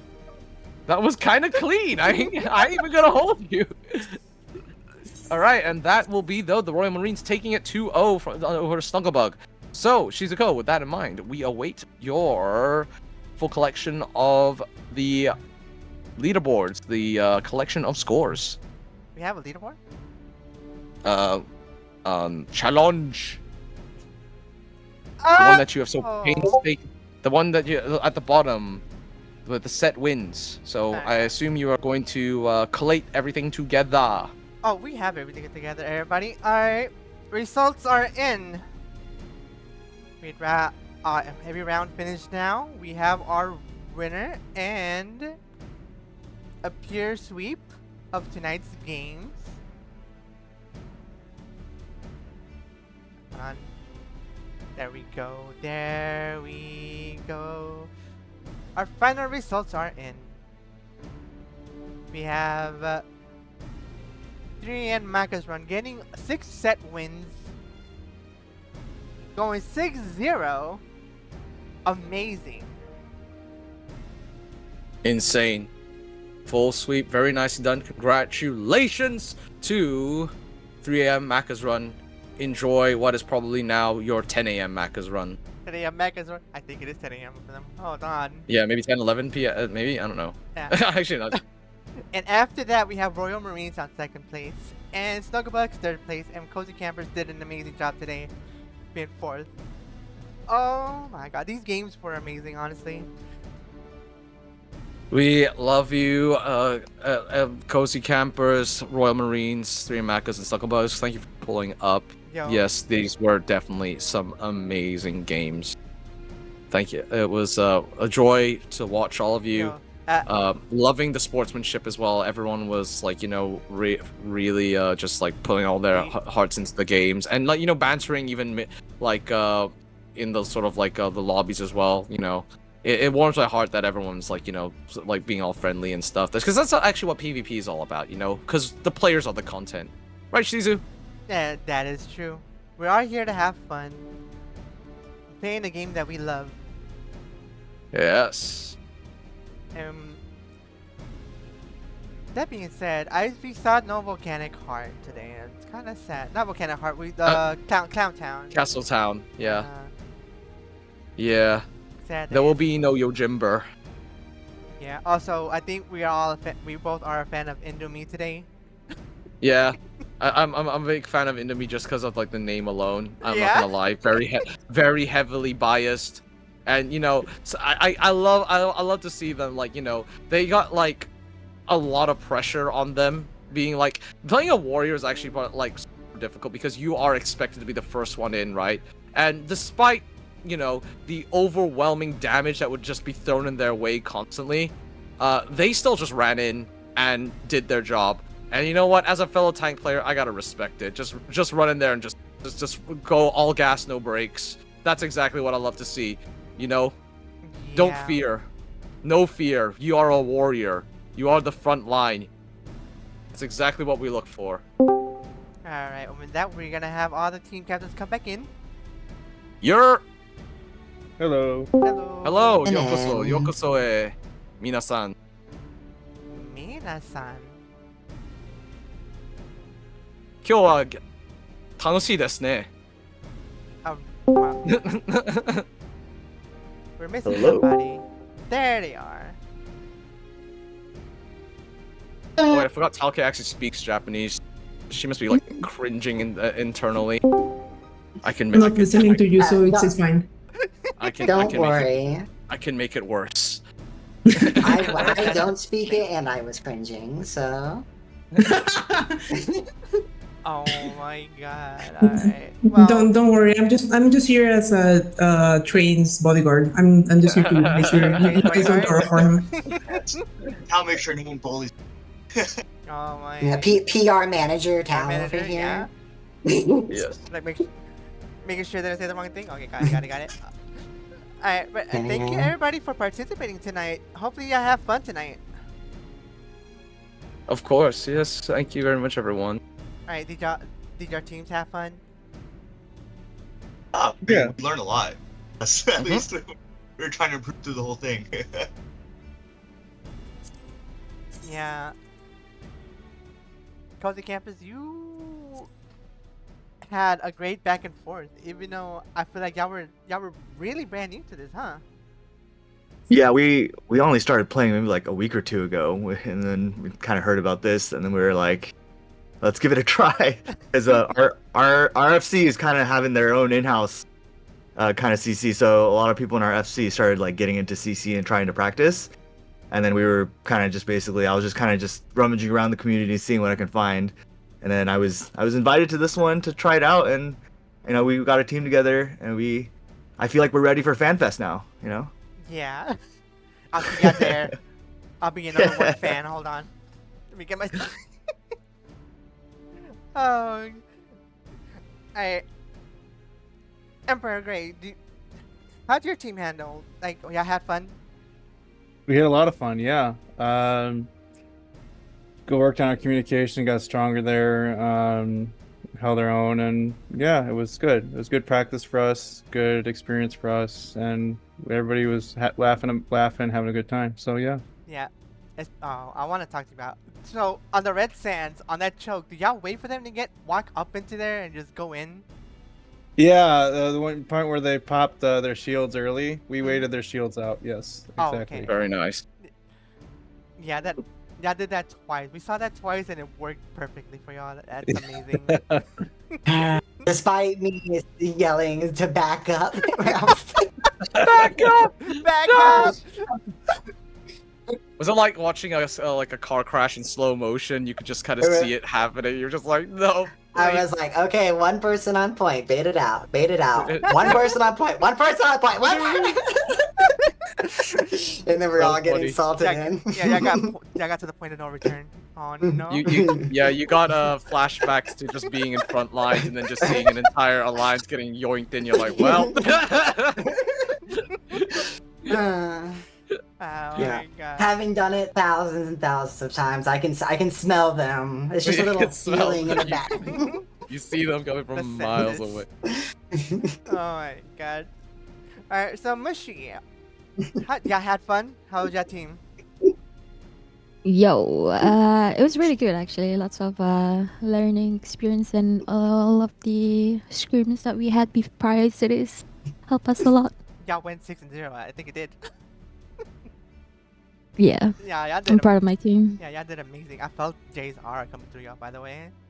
Yeah, it was good. It was good. That's it was good. crazy. He just did not do anything. I mean, like he helped us a lot in terms of like putting scrims together.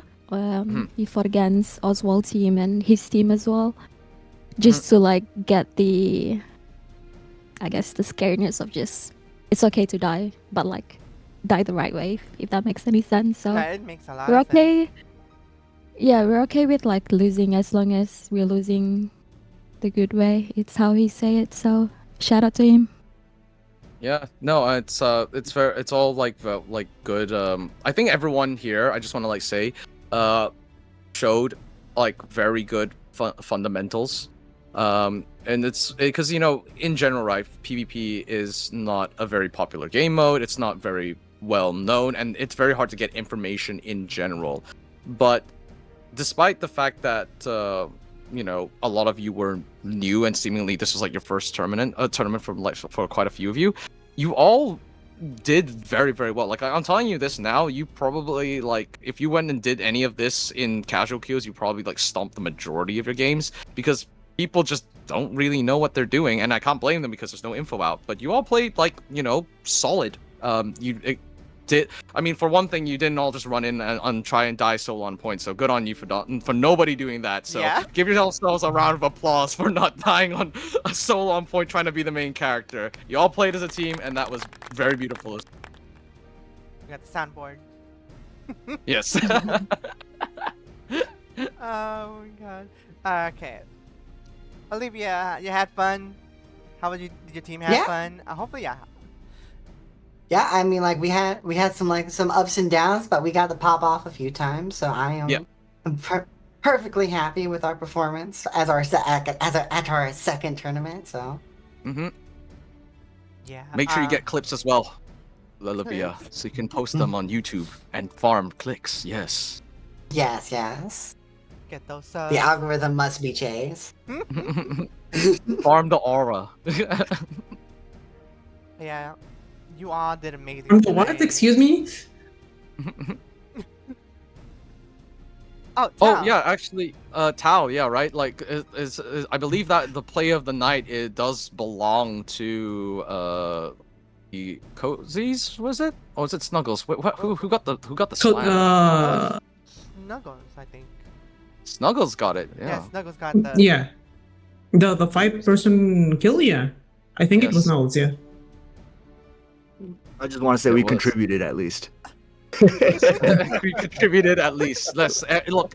It was actually the entire thing was scripted. Actually, this entire thing, actually, you've been just watching one big WWE match where everyone is just kind of following their roles. So, great job, everyone.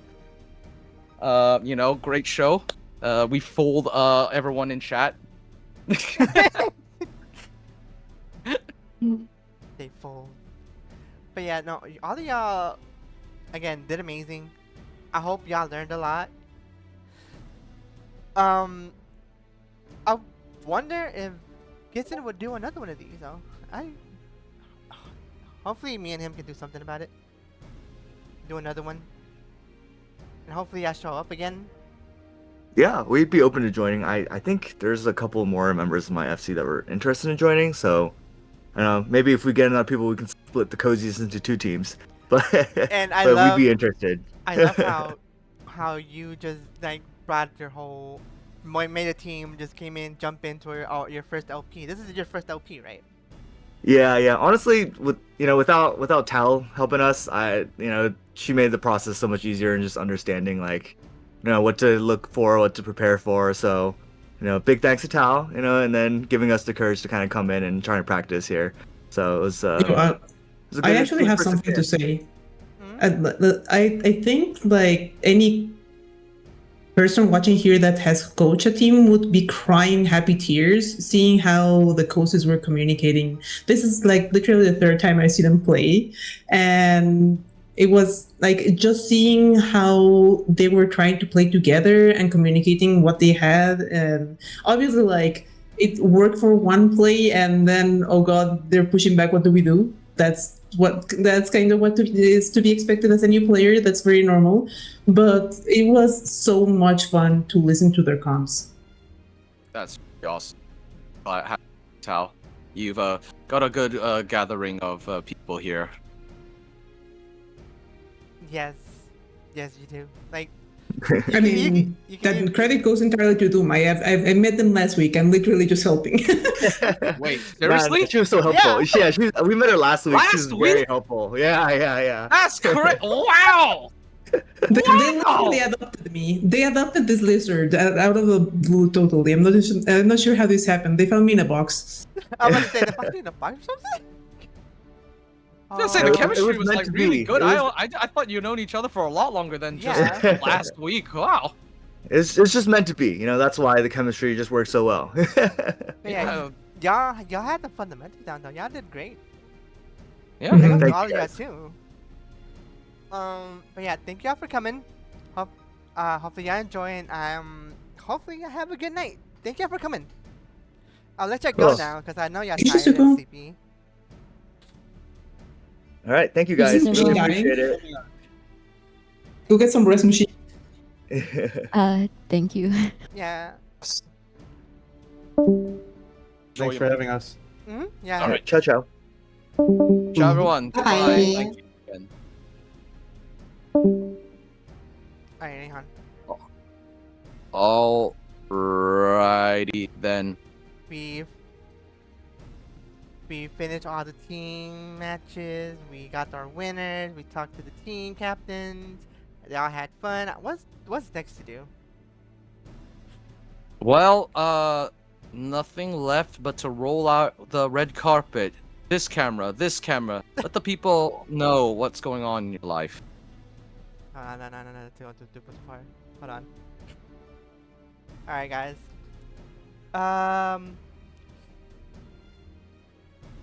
This has been the Stream Team Rumble number 8, Sprout Fights. With the idea by carrying the idea from Gidson. Gidson did the first one again. So hopefully we can do it again one more time. Alright. Aeon. Who Yes. Who was your favorite team tonight? Gotta give it up for the cozies. Because you know why? They got my goat! Nasi, they got my goat Indomigo Rang. I was actually laughing my ass off because I actually traded Amigo Rang a nasi goreng, so it was just kind of like I had one in my inventory, the last one, and I was like, it had to be, you know. And I love their team spirit, you know what I mean? It was just Yeah. like really nice, like just watching them play, and you know, they at no point did they like give up and stuff like that, and it's just like I gotta like give it up to like a team that like just never gives up, because like it can be very difficult for sure, especially when you're playing like long sets like this, but at no point did they even lose iota of energy. So I gotta give it up. Obviously, performance wise, Maka's definitely showed very good promise. I think they have a very good future ahead of them if they keep at this. When it comes to the PvP, I mean, giving a team like Royal Marines a run for their money with Emperor Grey in the stands as well. It's not easy. So I would say, they did very well there, and of course Snugglebugs. With the hype moments and aura, so like, you know what I mean. Like everyone kind of like did their thing tonight, and I really like appreciate everyone coming up. But gotta say, when in the spirit of the Sprout tournament, it's gotta be Cozy Campers. They represent what is the best kind of Sprout, the Sprout that doesn't give up, the one that pushes past the Realm Reborn filter. Except this is PvP, so it's the getting bursted by a Bard filter. Yeah. Delete Bard.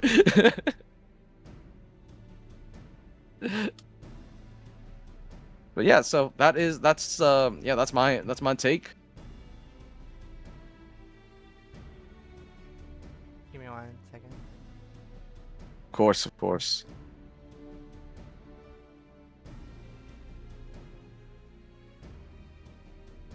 But yeah, so other than that, yeah, I mean, just if it's all right, I'd like to also just state that everyone, this is in fact part of the 14KO stream team, like this event, and like it's supported by those in the team. So big shout out to, of course, Brian Ricardo for bringing us all together, and like creating a team full of very passionate individuals who want to support and further this game mode in a positive manner.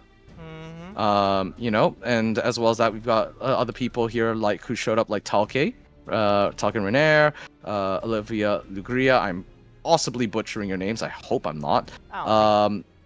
Yep. And of course, our dear Shizuko Sakura, our good friend Gidson Brand, who even conceptualized this whole thing.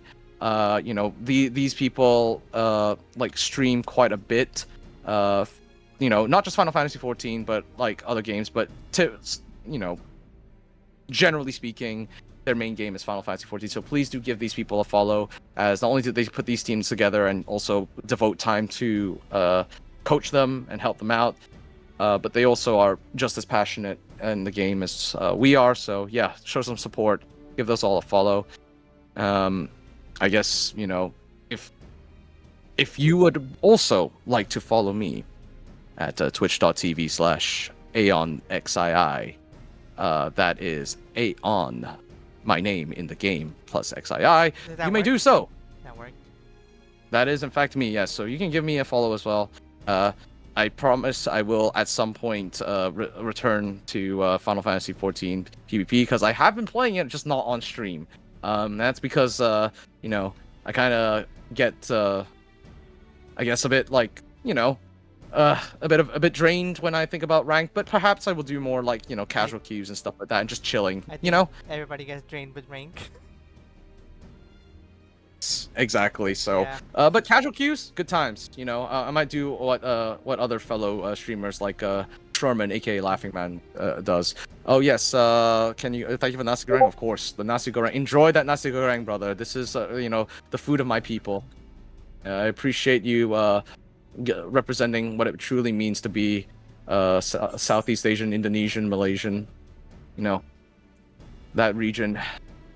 And oh yes, they would like, yes, they the VOD should still be up. So, and in fact, it's recording live as we speak. So yes, I think Shizuko, you can provide that after the stream ends. Yeah. As a file. The VOD will be available after the streams end. It'll be right up as soon as it's over. I'm